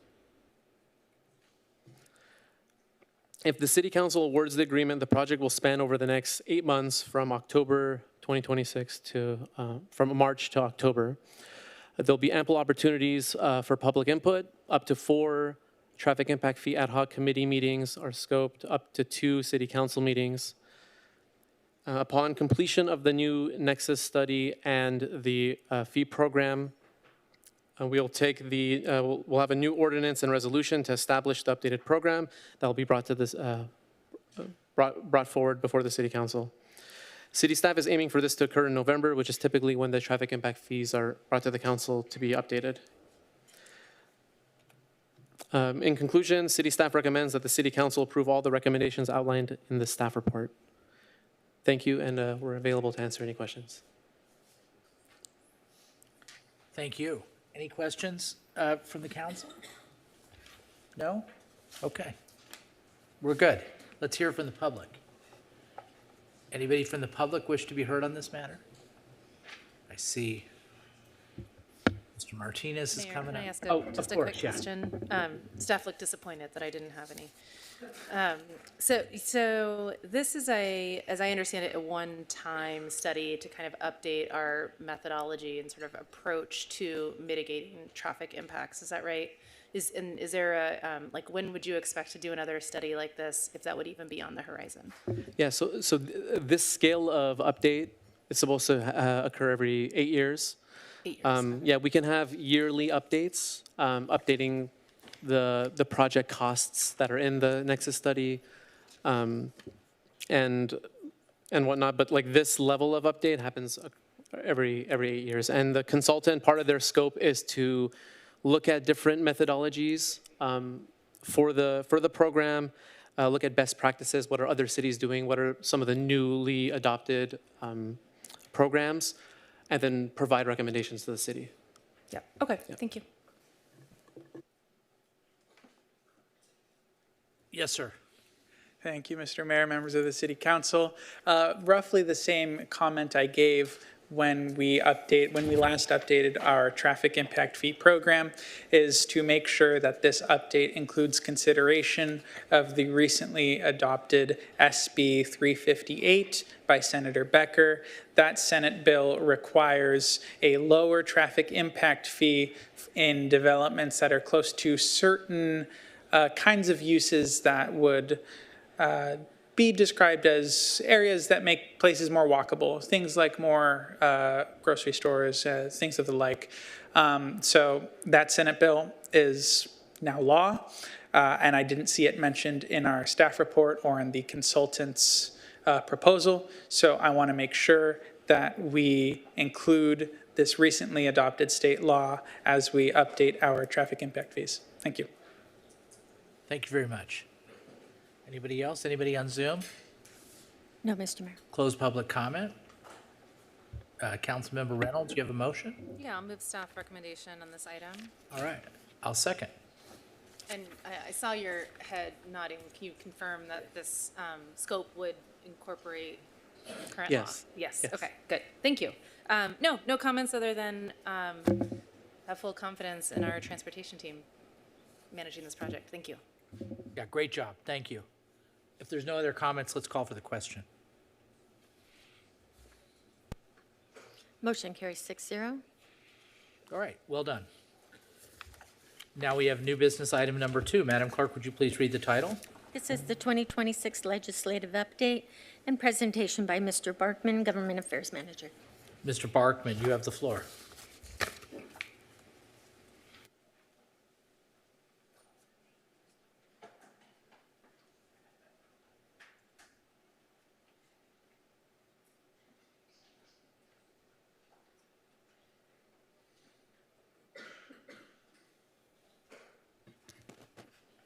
Good evening, Mayor and Council. Jay Workman, Government Affairs Manager. I'm joined by Elisa from Townsend Public Affairs. Townsend Public Affairs, our lobbyists for the city that assists us with all the issues related to state budget, federal appropriation process, and lobbying on legislation that's included here and we will be discussing tonight. Back on September 16th, 2025, the City Council adopted the legislative platform and revised Council Policy Number 8 on legislative positions. In those documents and in the associated staff report, we committed to come to the council with regular updates beginning at the start of the year. And we are here tonight to talk about the state budget, federal appropriations and policies that are underway, and the Costa Mesa legislative positions that are proposed in the bill matrix attached tonight. The governor's budget was released in January with a proposal that includes a $2.9 billion shortfall.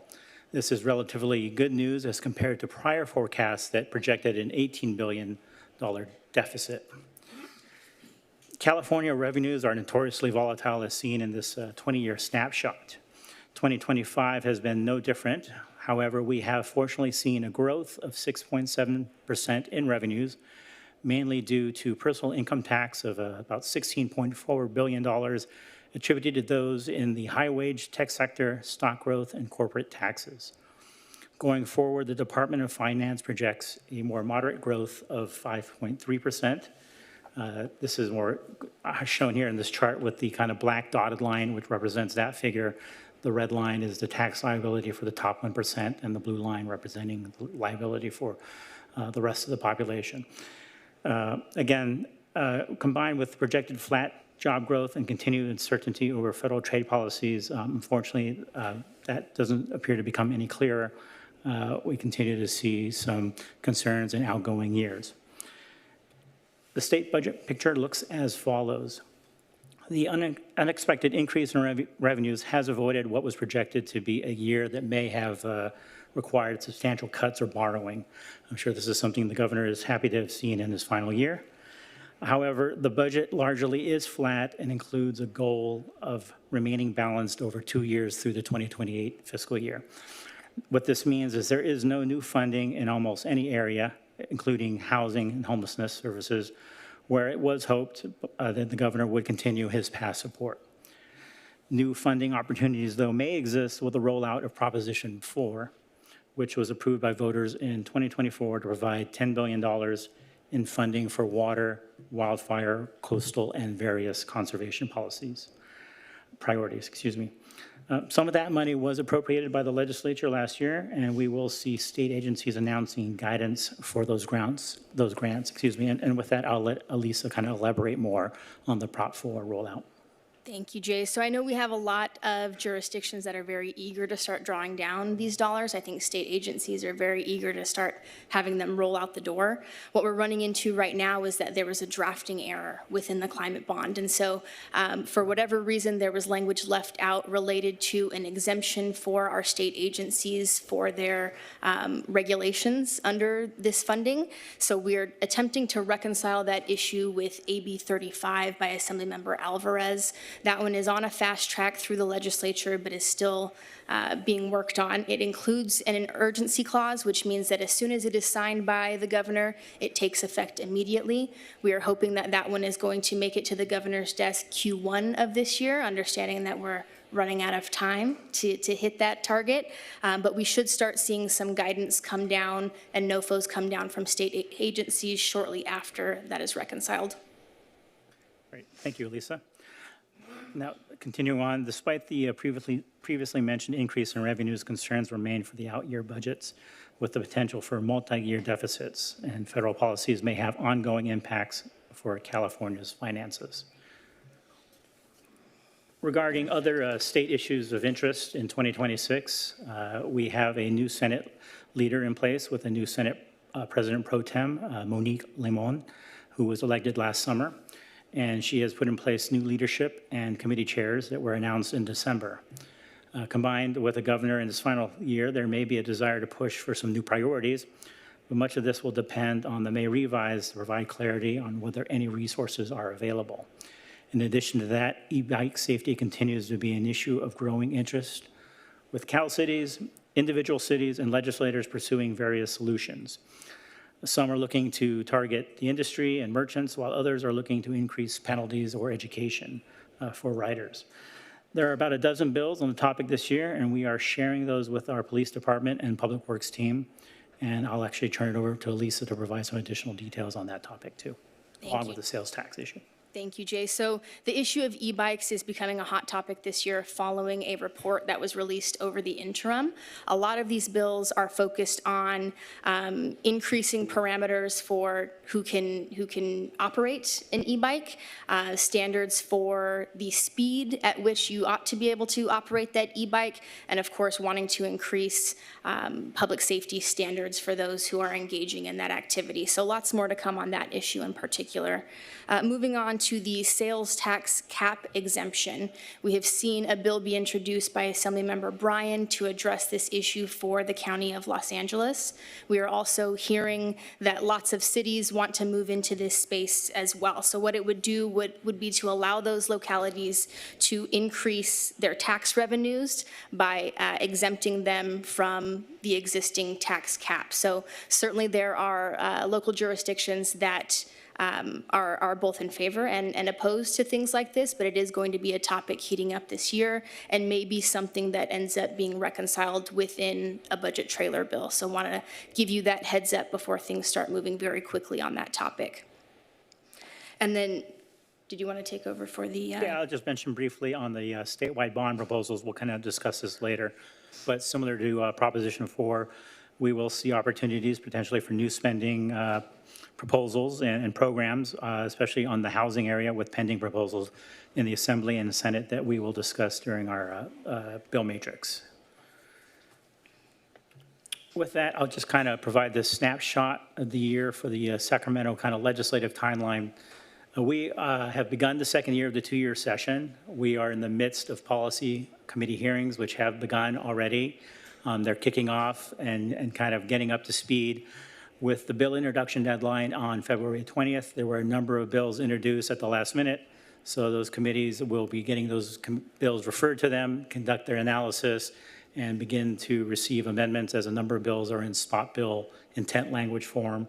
So those committees will begin their work, like I said. We'll then have the May revise, which will provide us the kind of next check-in for the fiscal outlook for the state. We'll get the kind of the best projection, the results of revenues from the tax payments, and then get a sense of where the state might be going in the short term.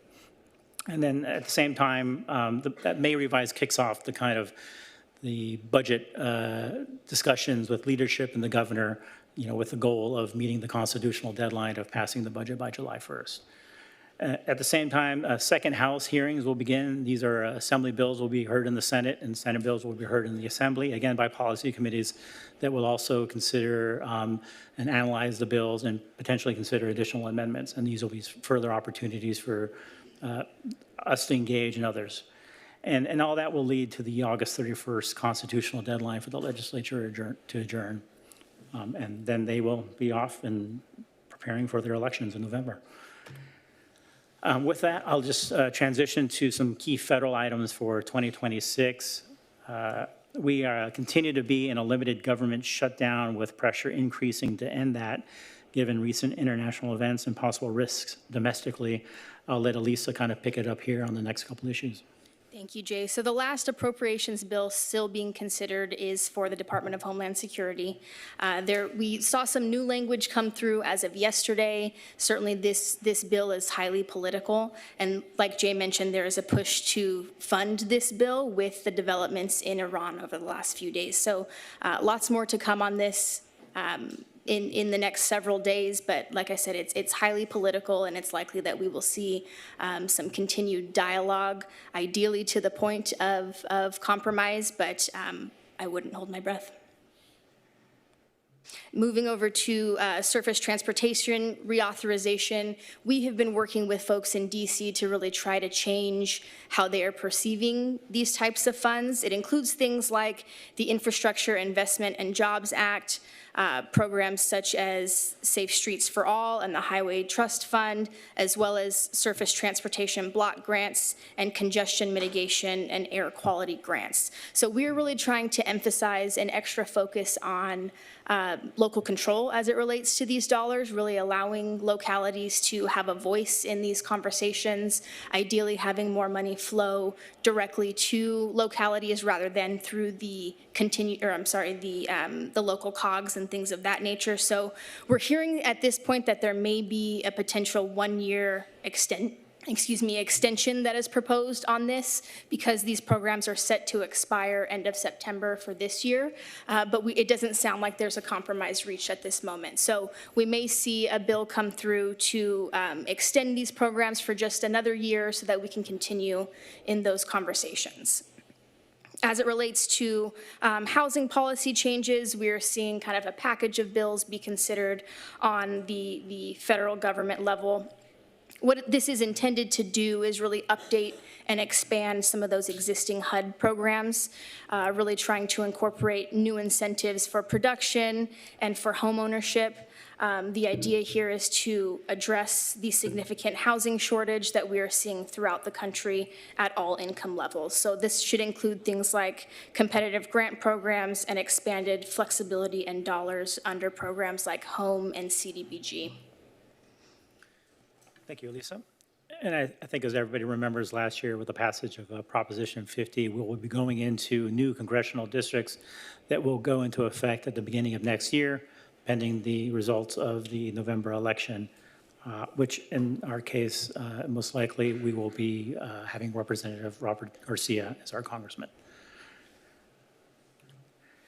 Just wanted to kind of also mention earlier in the year, we received the good news on a federal appropriations update that Representative Min was able to secure funding that we had requested of over $1 million for the Real-Time Crime Center and $250,000 for the Senior Center renovation project. So again, thank you to the Congressman for his support, and we are currently working on requests for the upcoming year.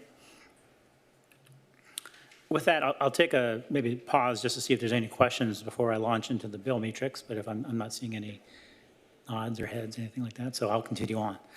I just want to make a quick note on the kind of legislative positions and on the process. I think, as you all recall, our legislative position policy and council policy number 8 last year was amended. So our process for identifying these bills was we pulled these bills looking at bills that were introduced early in the year. The February 20th bill deadline introduction was just a couple weeks ago, so most of those bills, a great and large number of bills, several hundred of bills that came in the last kind of days towards the deadline, were not covered in kind of this initial review. What we took a look at is some early bills that got introduced early on with substantive language that we were able to share internally with our departments and get their feedback. In the coming months, I anticipate there will be more bills. We'll be hearing things from our partners. As you know, the Council Policy Number 8 allows us to also take positions when our partners have taken positions. So we will continue to come to the council with updates. If we've taken a position, we will inform the whole council and share those with you. And if there are bills that require new positions, then we will come to the council in the upcoming months with those bills. So launching into the first two here, AB 736 and Senate Bill 417. These two bills are the vehicles for the housing bond, the 10 billion housing bond proposal for affordable rental and home ownership programs.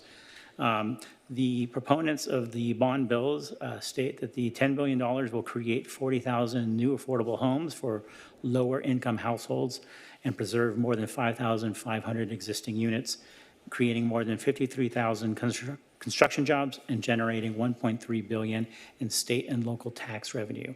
The deadline is June for legislative negotiations and to meet the proposed 2026 November ballot. I'll let Elisa jump in on here if she wants to provide some information on how the vehicles are being negotiated and potential priorities. Sure, thank you, Jay. So as of now, the Senate vehicle is the one that is actively being negotiated. We do not have language to share at this time, but the kinds of things that are being included in those discussions are things like support for first-time home buyers, really trying to lower those barriers to entry for a lot of folks, really trying to increase the overall housing stock by including some incentives for developers. Obviously, the state is starting to understand that cities do not build housing. Obviously, we zone for it and we try to incentivize for it. This is meant to kind of increase the incentives that we can offer to some of those developers. Great. Moving on to AB 1708. This bill relates to the homeless housing assistance and prevention funding. It's a bill sponsored by Cal Cities to provide a new pathway for cities under 300,000 in population to apply to the county continuum of cares, which must accept applications. And then a continued requirement of this program is that applicants would have to have a certified housing element. So we are recommending support on this bill. It's a Cal City sponsors bill, and it would provide future opportunities if passed, potentially for cities like Costa Mesa to apply. The next bill, AB 1738, relates to remote building inspections. This bill requires cities to offer the option of video remote inspection by July 1st, 2027. This bill was reviewed by our Costa Mesa Fire Department Fire Marshal and our building chief of inspections. And they noted a number of concerns for me when we brought this bill to their attention. And specifically, there are a number of challenges with the projects that are proposed in here to be allowed for video remote inspection. So they have recommended and opposed a lesson amended. And what we've kind of discussed is potential amendments that made this permissive, or maybe a pilot program is something we can discuss with the author or Cal Cities. But I'm sure this is a bill that Cal Cities has already flagged and working on. The last three bills here, AB 1830, we are recommending a support. This bill by Assemblywoman Cotty Petrie Norris is an issue that she has worked on for many years, addressing DUIs, and this bill would require an ignition interlock device upon a person's first criminal conviction for a DUI. We discussed this with the Costa Mesa Police Department, and they agreed with the support position on this bill. Next, Senate Bill 935 is a fairly simple bill here relating to local agency design build projects. This bill simply eliminates the January 1st, 2031 sunset date for local agencies to use design build. It applies to public works projects over $1 million, and it basically would extend the use of design build for the city of Costa Mesa. Now, while we have not taken advantage of this in the past, for any projects over $1 million. Again, it's a tool that would continue to exist and be of benefit to the city. So we did discuss this with the Public Works team, and they were in support. And lastly, Senate Bill 936 relates to the sale of nitrous oxide and prohibits any containers more than 8 grams and forbids marketing marketing those containers, as having the taste or smell of any food. Again, this was reviewed with the Costa Mesa Police Department, and they recommended support of the bill. With that, I'll I'll stop on the discussion of legislation and just kind of close out with an outlook here, but happy to go back and answer any questions on any part of the presentation. Again, looking forward to the rest of the year. The May revise is probably the next key moment. I think a lot of people will be watching. This will provide the best view of the economic outlook. I think legislative leaders and the governor will be anxious to see any sign of good news and increased revenues, which will maybe help them advance probably new priorities, new spending programs, if that's something they want to do over the summer. And again, another impact I see throughout the year is the California's kind of unique June 2nd here, the top two primary system, creates an interesting dynamic in the state. You're already seeing it now with the governor's race, with calls of individuals on the Democratic side to drop out. I think there's a lot of people in the legislature and a lot of party leaders on both sides looking at this and trying to see what does this mean in terms of the results. You know, we can end up with two Democrats potentially running. You can end up, you know, Democrat, Republican. Any mix of potential possibilities exists here. So there's a lot of questions, and that is creating a lot of, I think, interest to see what happens. And as always, election year impacts always affect Congress, but I think more so this year, again, with the passage of Prop 50, we have fewer competitive seats.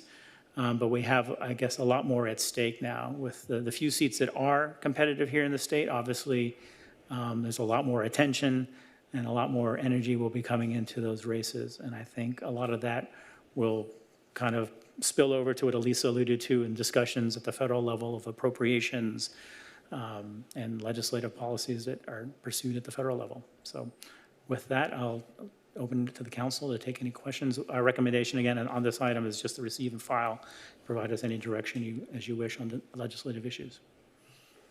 I'm just going to ask a really quick fundamental question. On this list of legislative positions, monitor, support, oppose, unless amended, and so forth, does the coloring, and does that represent the position that we have previously taken on this? On the chart, yeah. No, it's just something new I came up with to try. I thought it was a good way to visually show you green is for support, red is oppose, and yellow is kind of a monitor. Right, I know, but what I'm trying to understand is, if my memory serves me, we had a presentation previously, and we made some decisions about our legislative platform. So does the color coding reflect decisions we've made in the past, or what is the color coding? No, the color is simply is reflected the position that we're recommending. In terms of the platform, there's not that you're recommending. Yes, that we're recommending go forward, yes. So, and then we're not, because it's a receive and file, are we in a position to, we'll have to have some other presentation to actually make those decisions or not? No, I'm sorry, I should correct myself. We are asking you to adopt these positions and then receive and file the information on the budget update and the appropriation process. Oh, you want us to adopt these tonight? Correct, sorry. Okay, yes. So that's more of an affirmative. Yes. Okay, okay. Apologize. Thank you. No, it's all good. Yeah. Yes, any other questions? Councilmember Reynolds? Yeah, it's a similar clarifying question. So, for example, if we adopt a support position tonight, is there an immediate action? Are you communicating with that legislator or the authors or whoever to say Costa Mesa is taking the position of support, or are you issuing a letter right away? Yeah, we'll draft a letter this week. It'll get out probably within a week or two. We'll prioritize those ones that are up for hearing. I think we'll probably prioritize the oppose unless amendment. We want to reach out to an author early, let them know we have concerns and give them time to work on amendments. But I think that one will also have some Cal City's input too. So, okay. Yes. Okay, that's helpful. Thank you. And then the watch or the monitor, you would bring back to see if something's changed. You may recommend taking a specific position, but that just means something you're going to keep an eye on. You want us to endorse you keeping an eye on it. We're tracking, right? But we're also engaging with Elisa on kind of advocating for the things at Costa Mesa. We know this goes back to the importance of the platform, right? We have some kind of stated goals on housing. So yeah, okay. Question on the policy. You mentioned in your presentation, and what I thought I'd remembered is that we updated the policy. The policy online says it hasn't been updated since 2020, so is that, we need to get the policy updated online? Yeah, 'Cause I was I've been confused working- about that. I missed that meeting when we actually adopted it, so Yeah. I thought maybe we didn't. I appreciate you catching that. I had a feeling somebody would. I have been working with the clerk and in our office to get that updated. Okay. I think the issue is that it's embedded in a number of council policies that are being reviewed, so. Right, I know- like typewriter There's some, I know there's some policies. old ones there, so Yeah. I know that one has been updated, and so we are in the process of getting Okay. that posted. If, And I, great in to fact, get I'll- it posted. If you can send that as well by email, Yeah. I appreciate getting the updated version. you know, and I'll probably just add it to the website that we just created. That makes sense. Yeah. Good job on the website, by the way. You're welcome, thanks. Okay, we got a letter in public comment recommending a support position on 2 of the e-bike related bills, 2 bills really focused on education and transparency. There's been a lot of confusion about what is actually an e-bike legally, what is a e-motorcycle or moped or other. Have you taken a look at those, and do you have a recommendation? Do you agree with the recommendation in public comment? Well, I have flagged those bills for review, and because they did come introduced closer to the deadline, I haven't had an opportunity to really discuss thoroughly with our police department and public works team. First read, nothing raises a red flag. It's not a mandate on cities. I know one bill impacts CHP. The other bill updating the vehicle code would potentially impact DMV, but there could be some trickle-down impacts to obviously local police who have to enforce the vehicle code and potentially do training. So I would like the opportunity to kind of discuss that internally. I'm sure the League of Cities, as Lisa mentioned, there's a lot of bills out there. There's kind of a task force working group at the Cal Cities, correct? Right. Yeah, that's looking at all these issues. So it's not something I'm opposed to, but I think we just need to do a further analysis and see maybe some of what comes out in the committee hearing. What comes out? In the first committee hearing with their analysis, perhaps. 'cause legislative committee. Yeah, Okay. sorry, legislative committee hearing. Which committee? Yeah, sorry. Okay. I mean, those committees will engage with the CHP and the other state agencies. to Okay, get yeah, I those. was surprised that, because you mentioned that being a hot topic, I was surprised that none of those were even on the watch list. It sounds like at minimum, you would include them in a watch list, but you want to, Yeah. what I'm hearing is you want to understand it more before recommending a position. I have a much longer watch list than I shared here today. So internally, we're watching a lot of bills. The housing bonds just were ones of significant note that I felt like Okay. we should make you aware of it. So we have a long watch list. Okay, thank you. Councilmember Bewley? Oh, did you have it? Yeah, just a couple. Yeah, go ahead. Thanks, guys. Great presentation. First, educational. AB 736, is that what kind of authorizes the ability to issue a bond? And SB 417 is the actual bond? So they're actually just meant to be companion Yeah. measures. It's very common when we're dealing with a significant policy issue that they introduce a vehicle in both houses. So it's likely that only one of those will move forward. It's not like one is contingent upon the other. It's more to just start negotiations in both houses. But it's sounding like the Senate bill might be the one that makes it across the finish line. It gives a kind of a preview from both houses as Right. to what Priorities are and of things like important. Okay. You had commented that you think the bonds are going to attempt to incentivize builders to actually build, but you kind of left it right there. Have you heard any of the specific incentives that they're batting around? We haven't seen any specific language. What I will note is we are working with some groups that have regional housing trusts. In the last bond, they included some funding to go towards those housing trusts to offer kind of some gap funding for local programs. And we are trying to get that included in this bond as well. What we've been told in those conversations is that this bond is meant to focus more on, again, those developer incentives, making it easy for them to go in and get projects completed. So it is very open-ended on what those projects or what those programs may look like, but we know that that is the intent behind that. So certainly more to come on specifics. And like Jay mentioned, June is what they have identified as being their ideal deadline for getting this prepared to be on the November ballot. So we should start seeing some more definitive information coming out of the Senate here very soon. Does it look like, and it sounds like you're probably wildly speculating here until they get a little more tighter, but they're going to allow access to certain parts of this gap funding or some of these incentives. I'm assuming it's going to be as long as they're working on the right kind of project, like affordable housing and things like that. Sure. I imagine that there will be incentives kind of at all levels. They're really trying to build out housing stock for all income levels, but there always is an extra emphasis on that affordable housing. And that's my question. I mean, I'd always like to see incentivizing just more building in general, as opposed to specified building, which seems to me to be the bugaboo that tends to slow down building in general. But that's for another time. Okay, thanks. So I just have one question for Director Sethuraman. The item on page 11 of the PowerPoint, SB 935. On all the other items, you know, or a few of them, it says that the PD supports or the fire department's concerned. Do you recommend that we support this bill? Mr. Mayor, yes, we do recommend support. Thank you. All right, let's hear from the public.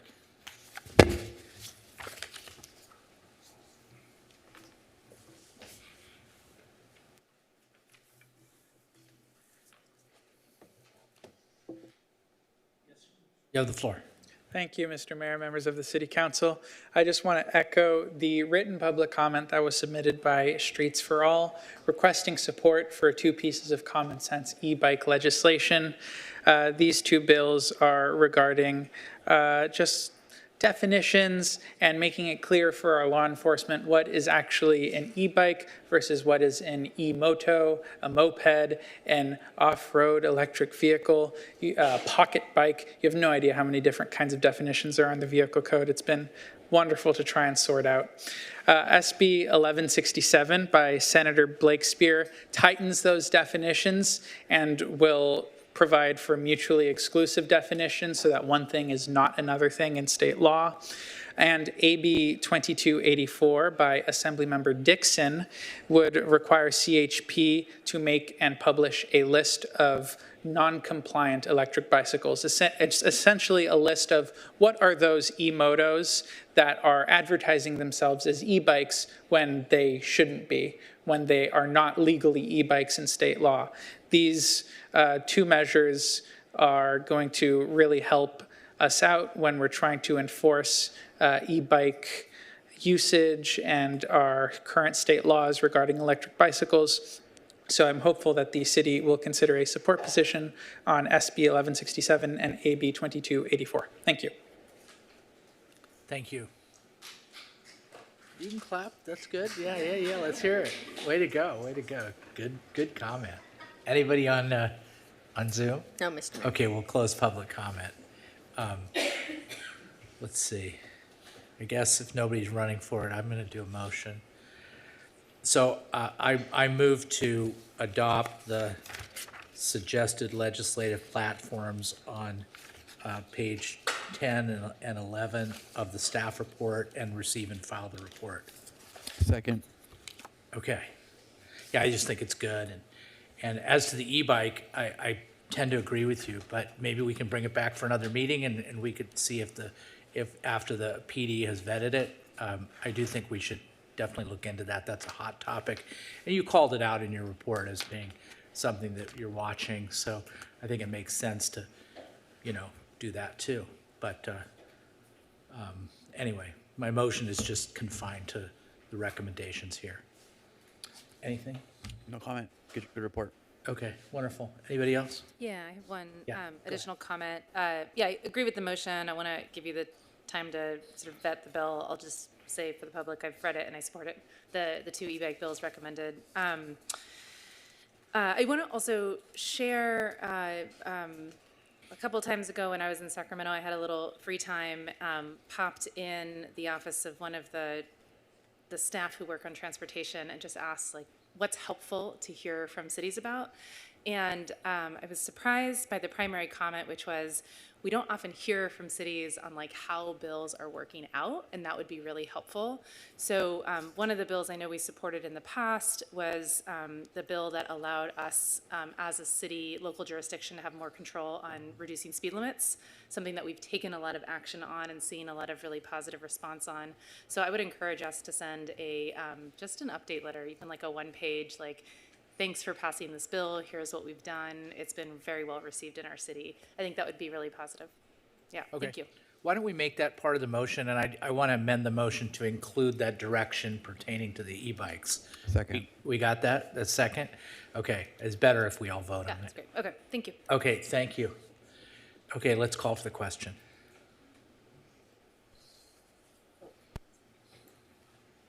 Motion carries 6-0. All right, thank you very much for your work. So now we're up to our final item, new business item number 3. Madam Clerk, could you please read the title? Memorandum of Understanding with the City of Irvine for use of beds at the Costa Mesa Bridge Shelter, and presentation by Mr. Robbins, Neighborhood Improvement Manager. Mr. Robbins, you have the floor. Thank you, Madam Clerk, Mr. Mayor, members of council. Exciting item before you now. It's an MOU with the City of Irvine for per diem beds at the Bridge Shelter. First, some background. As most of you know, the Bridge Shelter is a 100-bed shelter, so we can hold up to 100 people. We ran, of those 100 beds, Costa Mesa has exclusive access to 80, and Newport Beach currently has exclusive access to 20. We ran some numbers between October and December and found that the average bed utilization in that period was only 52 beds for the city of Costa Mesa. So of our 80, 52 on average were being used on a daily basis, which meant that 28 beds were just remaining vacant. Just to remind everybody, the city has a team of outreach workers that are out in the streets, getting people connected to shelter. So we're doing everything we can to move people into those beds. We're just seeing a decrease in activity out on the street, a decrease in activity at the shelter, so we do have some vacancy there. Just summarizing the MOU, of course, it's many pages, but the salient points are here for you. The term would begin upon execution, which would happen within a week or so, and go through, assuming it gets approved, of course, and go through June 30th of 2026, so just to the end of the fiscal year. The allocation of beds for Irvine would give them access to beds that Costa Mesa has, so they would pull from our 80 beds and only as available. Just to get into the weeds a little bit, they would have to call the outreach supervisor, John, to ensure that a bed's available before they could bring somebody to the shelter. So it would be a very collaborative effort between my staff and Irvine.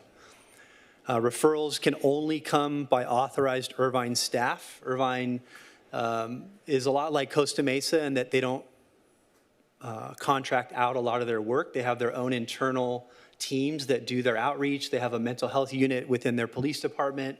These are the folks that would be calling to see if beds are available and then transporting folks to the shelter. So again, a very limited group of people from Irvine would be the only ones making referrals.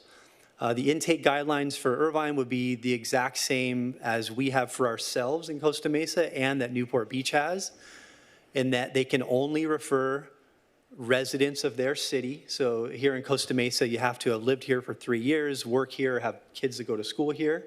It would be the same for Irvine. In addition to that, they have to do background checks. The police department would ensure that folks coming into the shelter from Irvine would not have any arson convictions. They would not be on the sexual offense registry, and they wouldn't have any outstanding warrants. So all that stuff would be done prior to anybody being transported to the shelter. Speaking of transportation, Irvine would transport their clients to the shelter, but once they're residents of the shelter, Costa Mesa would then take over from there. We, of course, have a shuttle that leaves the shelter multiple times a day. We have ride share that we use, and then we're the only shelter in the county to have a bike program, which I've mentioned before. And then as far as exit procedures, it was important for us to be extremely clear about how Irvine clients would leave the shelter. Of course, there's nothing we can do about folks that just choose to walk out. But anybody that's going to be exited that we know about, we would coordinate with Irvine to have Irvine residents transported back to a designated location in Irvine. That would be either done by rideshare, or Irvine would come pick them up, or the shuttle would be used as available. So we'd ensure that any Irvine clients that were brought here would be taken back to Irvine upon exit. So just some next steps. The previous report had in it the kitchen operator contract. That has, of course, you all have voted on that last meeting and gave that to Brackens. So we now know that cost, but we don't yet know the shelter operation cost. Currently out for RFP, the responses were due back today, actually. So over the next couple of weeks, staff will be reviewing those proposals and then bringing to you all our recommendation as to whoever the next shelter operator will be. And once we know those costs, then we'll be able to determine the annual cost per bed rate. Once we know how much it costs us to operate one single bed, then we can discuss more long-term contracts with Irvine. Speaking of the agreement with Irvine, this is a very limited MOU. Again, it only goes to the end of the fiscal year. Staff does anticipate bringing a multi-year contract, so we would begin working on that immediately and bring that to you all before the per diem MOU expires. We would have another agreement for you all to potentially review and approve with Irvine for several years. And then just as a reminder, the Newport Beach MOU, currently they have access to 20 beds, exclusive access. That ends on June 30th of this year. And then Newport Beach's access to any beds, exclusive or per diem, ends on December 31st, 2026. And as another reminder, Newport Beach pays the city about $1.3 million a year. And so when that money goes away, it'd be really good for the city to bring on another partner to fill that financial gap. So staff recommends that the City Council approve the memorandum of understanding with the City of Irvine for access to beds as available at the Costa Mesa Bridge Shelter. Concludes my report. I can answer any questions that you have. Thank you. Thank you, Mr. Robbins. Any questions for Mr. Robbins? Councilmember Bewley? Thanks, Mr. Robbins, and thanks for the report. Just some educational questions. I also understand this is a short-term, 3-month MOU we're talking about, right? Yes, sir. One thing, I was just curious, you commented that we've got this decrease in street activity right now, which is, I guess, the reason for our decreased use of beds. Do you have any thoughts or anything you can share with us as to what you attribute that decreased activity to? I'm just curious why we see the downtick. Yes, sir. So two major factors are the system of care that you all have approved and that the city of Costa Mesa has is the best around. So we're doing a really good job getting people well, holistically well, mind, body, and soul, and getting them moved into housing. We're approaching 500 people housed since opening the temporary shelter at the Lighthouse Church in 2019. It's a pretty massive feat. And then the other one is the update to California state law, which recriminalized possession of drugs that were decriminalized several years ago. So while folks were getting slaps on the hands for possession of hard drugs, that's no longer the case.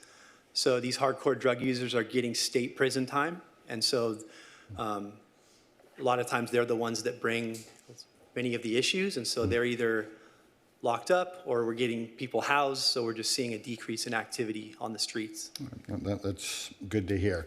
And then operationally, I think in the last presentation or at one point I had heard what was beneficial about our contract with Brackens, and it makes sense because they're providing food and they do a per meal count, and so they kind of flex based on our occupancy rates. So they have that ability to flex their cost, if you will. That's right. Yes, sir. And then we have our operation side. I think we have our contract with Mercy House. That's who we have right now. Yes, sir. And there's less flexibility there, and that probably comes down to staffing issues. You can't have part-time on-call employees. You need to have people available, and you negotiate that based on anticipated occupancy. Or I would assume that's what goes on. Yes, sir. That's right. Okay. In the current negotiations or the RFPs that are out, have you guys engaged in any kind of discussion along those lines? I mean, is there any way to approach that to make that a flex type of an agreement? We're certainly looking at it, modeling the shelter operator contract after the Bracken's contract that allows us to, like you said, it is difficult because probably 2/3 of the shelter operator budget is staffing. Right. So like you said, it's really hard to adjust that, but we are looking for ways, mechanisms to be able to potentially, we can't increase because the shelter's already at its max, but decrease the cost of operations if we were to decrease the overall beds at the shelter. We're still in the RFP stages, so we haven't got to that point yet, but we'll have conversations with the city attorney about that. Okay. And then just for my understanding on the actual operations, we've got Bracken's who handles the food side of it, and then the operations side. And so they have their own paid employees or whatever, so we contract to have them. Where's the city? Does the city also have some full-time, part-time employees that are dedicated to the shelter? Yes, sir. So the city took over case management. We were the only shelter, as far as I know, anywhere around that has city-employed case managers that do the work at the city-owned shelter. So we have Bracken's Kitchen operating the kitchen. We have Mercy House as the shelter operator, and then the city does the case management for the clients. And do you find any issues or there's a lack of continuity with having the multiple groups in there? And I guess where I'm going with it, does it make sense to bring it all in-house or to bring it all out-house, for lack of a better term, while we're going through this phase? I mean, it seems it may create issues being disjointed like that. And do you have any response to that? I think it makes perfect sense to have separate operators for the kitchen and the shelter. There are certain aspects of shelter operation that the city does not want to engage in. Just for example, if someone calls out at 2 o'clock in the morning, it's good to have a vendor with a long roster of employees that they can call and tap to come in and after hours and when on holidays when people call off. So as a city, we don't have a roster of people waiting for a phone call to go in. And so it makes sense to have a vendor do those types of things, the overnight, the logistics, the janitorial, things like that. So I think the system that we have set up is I know I'm biased, but it's the golden standard. The way we're doing it is the way that it's done right, and as evidenced by the success stories that we're having. And this is because I don't know, but do some other shelters, though, do they just offload all of the management to an operations firm? Yes, sir. That's the traditional, the way things are run, is that cities will pay vendors to just handle everything. And they'll send them monthly reports, and they'll pay their bills, and they go on like that. But what we found is that it's better to have a city presence, and to have city case managers who are with wealth of experience and are paid well and supported and developed, and it just makes for a better level of service for our clients. Okay. Thanks. Yes, sir. Just Are you good? Quick clarifying question, if I may. Yes, of course. On slide 2, the data you show on average usage and average vacancy. So you have average usage of 52 beds, average vacancy of 28 beds. And so I'm assuming that's for the 80 beds on the Costa Mesa side, but 15 of those are fully funded by the behavioral health program, as I understand. For the average vacancy of 28 beds, does that include vacant beds on the behavioral health side, or is that only within the non-behavioral bed Costa Mesa beds? So the short answer is it does not include the behavioral health beds. The behavioral health beds are always full. We have a system where we have folks on deck, for lack of a better term. So the 15 behavioral health beds are full. We have 5 or 6 folks waiting to move into a behavioral health bed. So as soon as those become vacant, someone automatically moves into those. There's reasoning behind that we can get into later. But so this is just Costa Mesa non-behavioral health beds, we have 28 vacancies. And by the way, most of those are females. We have like 30 female beds and 16 of those are vacant as we speak. We've just seen a massive decrease in female homelessness in Costa Mesa, which is a Okay. good thing. Yes, of course. So the 28 average vacancy is really out of 65 available Costa Mesa beds. Correct. Right, okay. That's helpful. Thank you. That's it. I just had a couple quick questions. So on page 2 of the staff report, there's a sentence that reads, operations costs for these, it's about the behavioral health beds.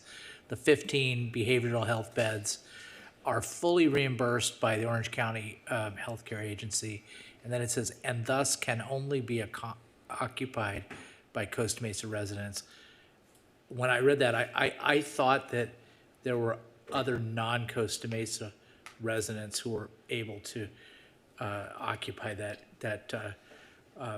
those county-funded beds. But is it true that it's just Costa Mesa residents?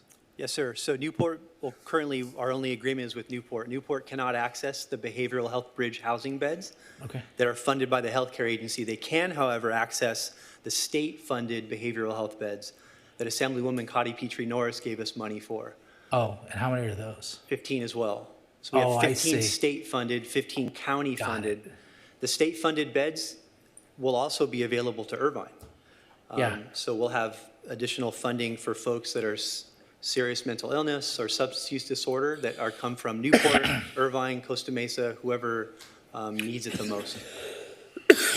Great. The only other question I have is, so if I'm figuring this out, when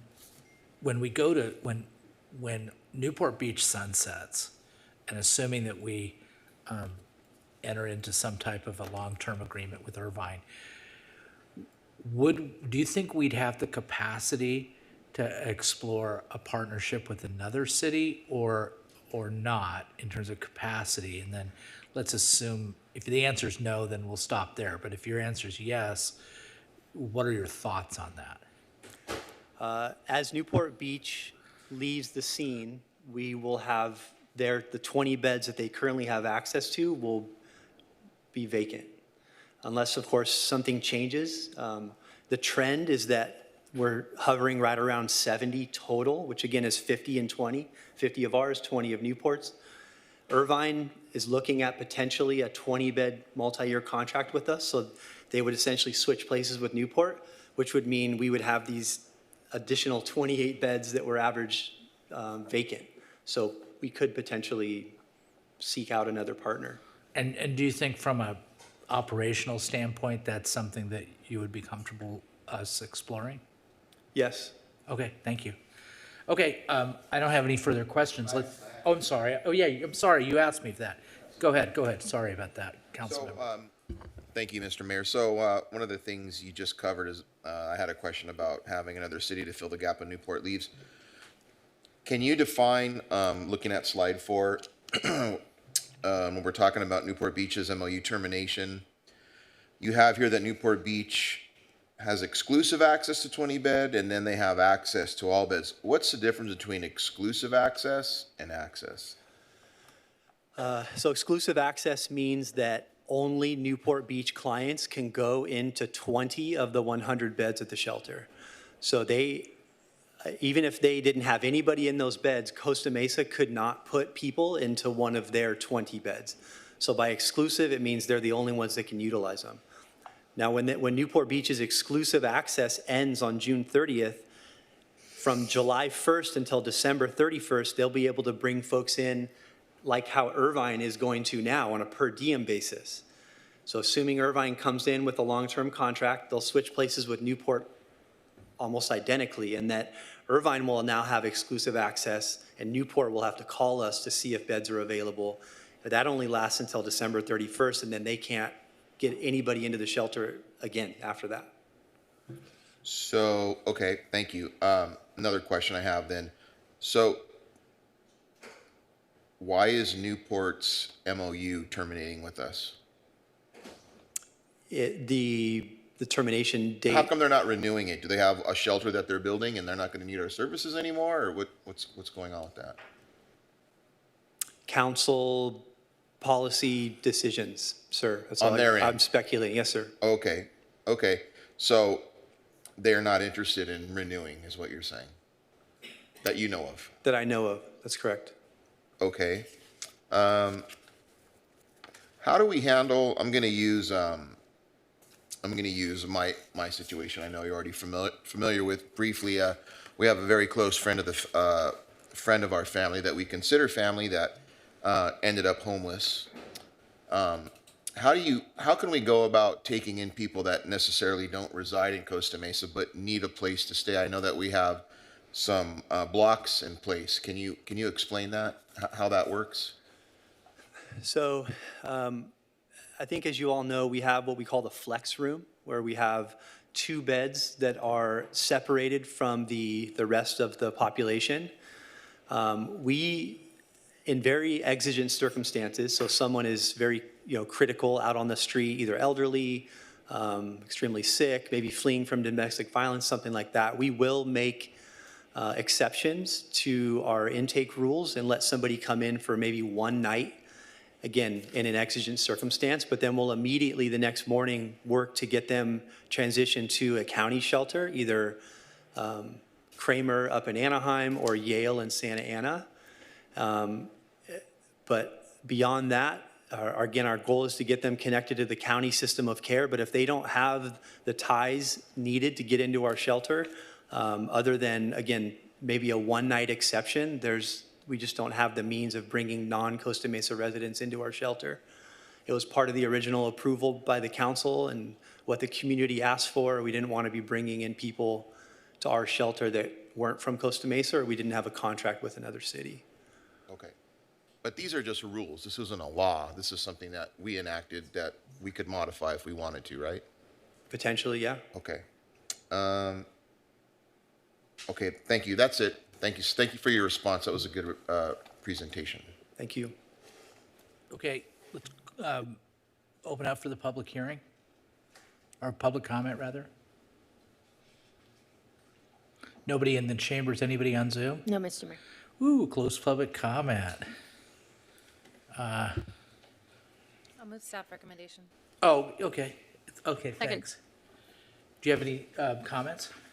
No. Okay, any comments from the second? No. All right, let's call for the question. Councilmember Bewley, please. Motion carries 6-0. All right, great. Good work, everybody. We're done with our business items. I'm going to adjourn the meeting in honor and memory of Shirley Foster, who made it to 100. Shirley, good travels to you.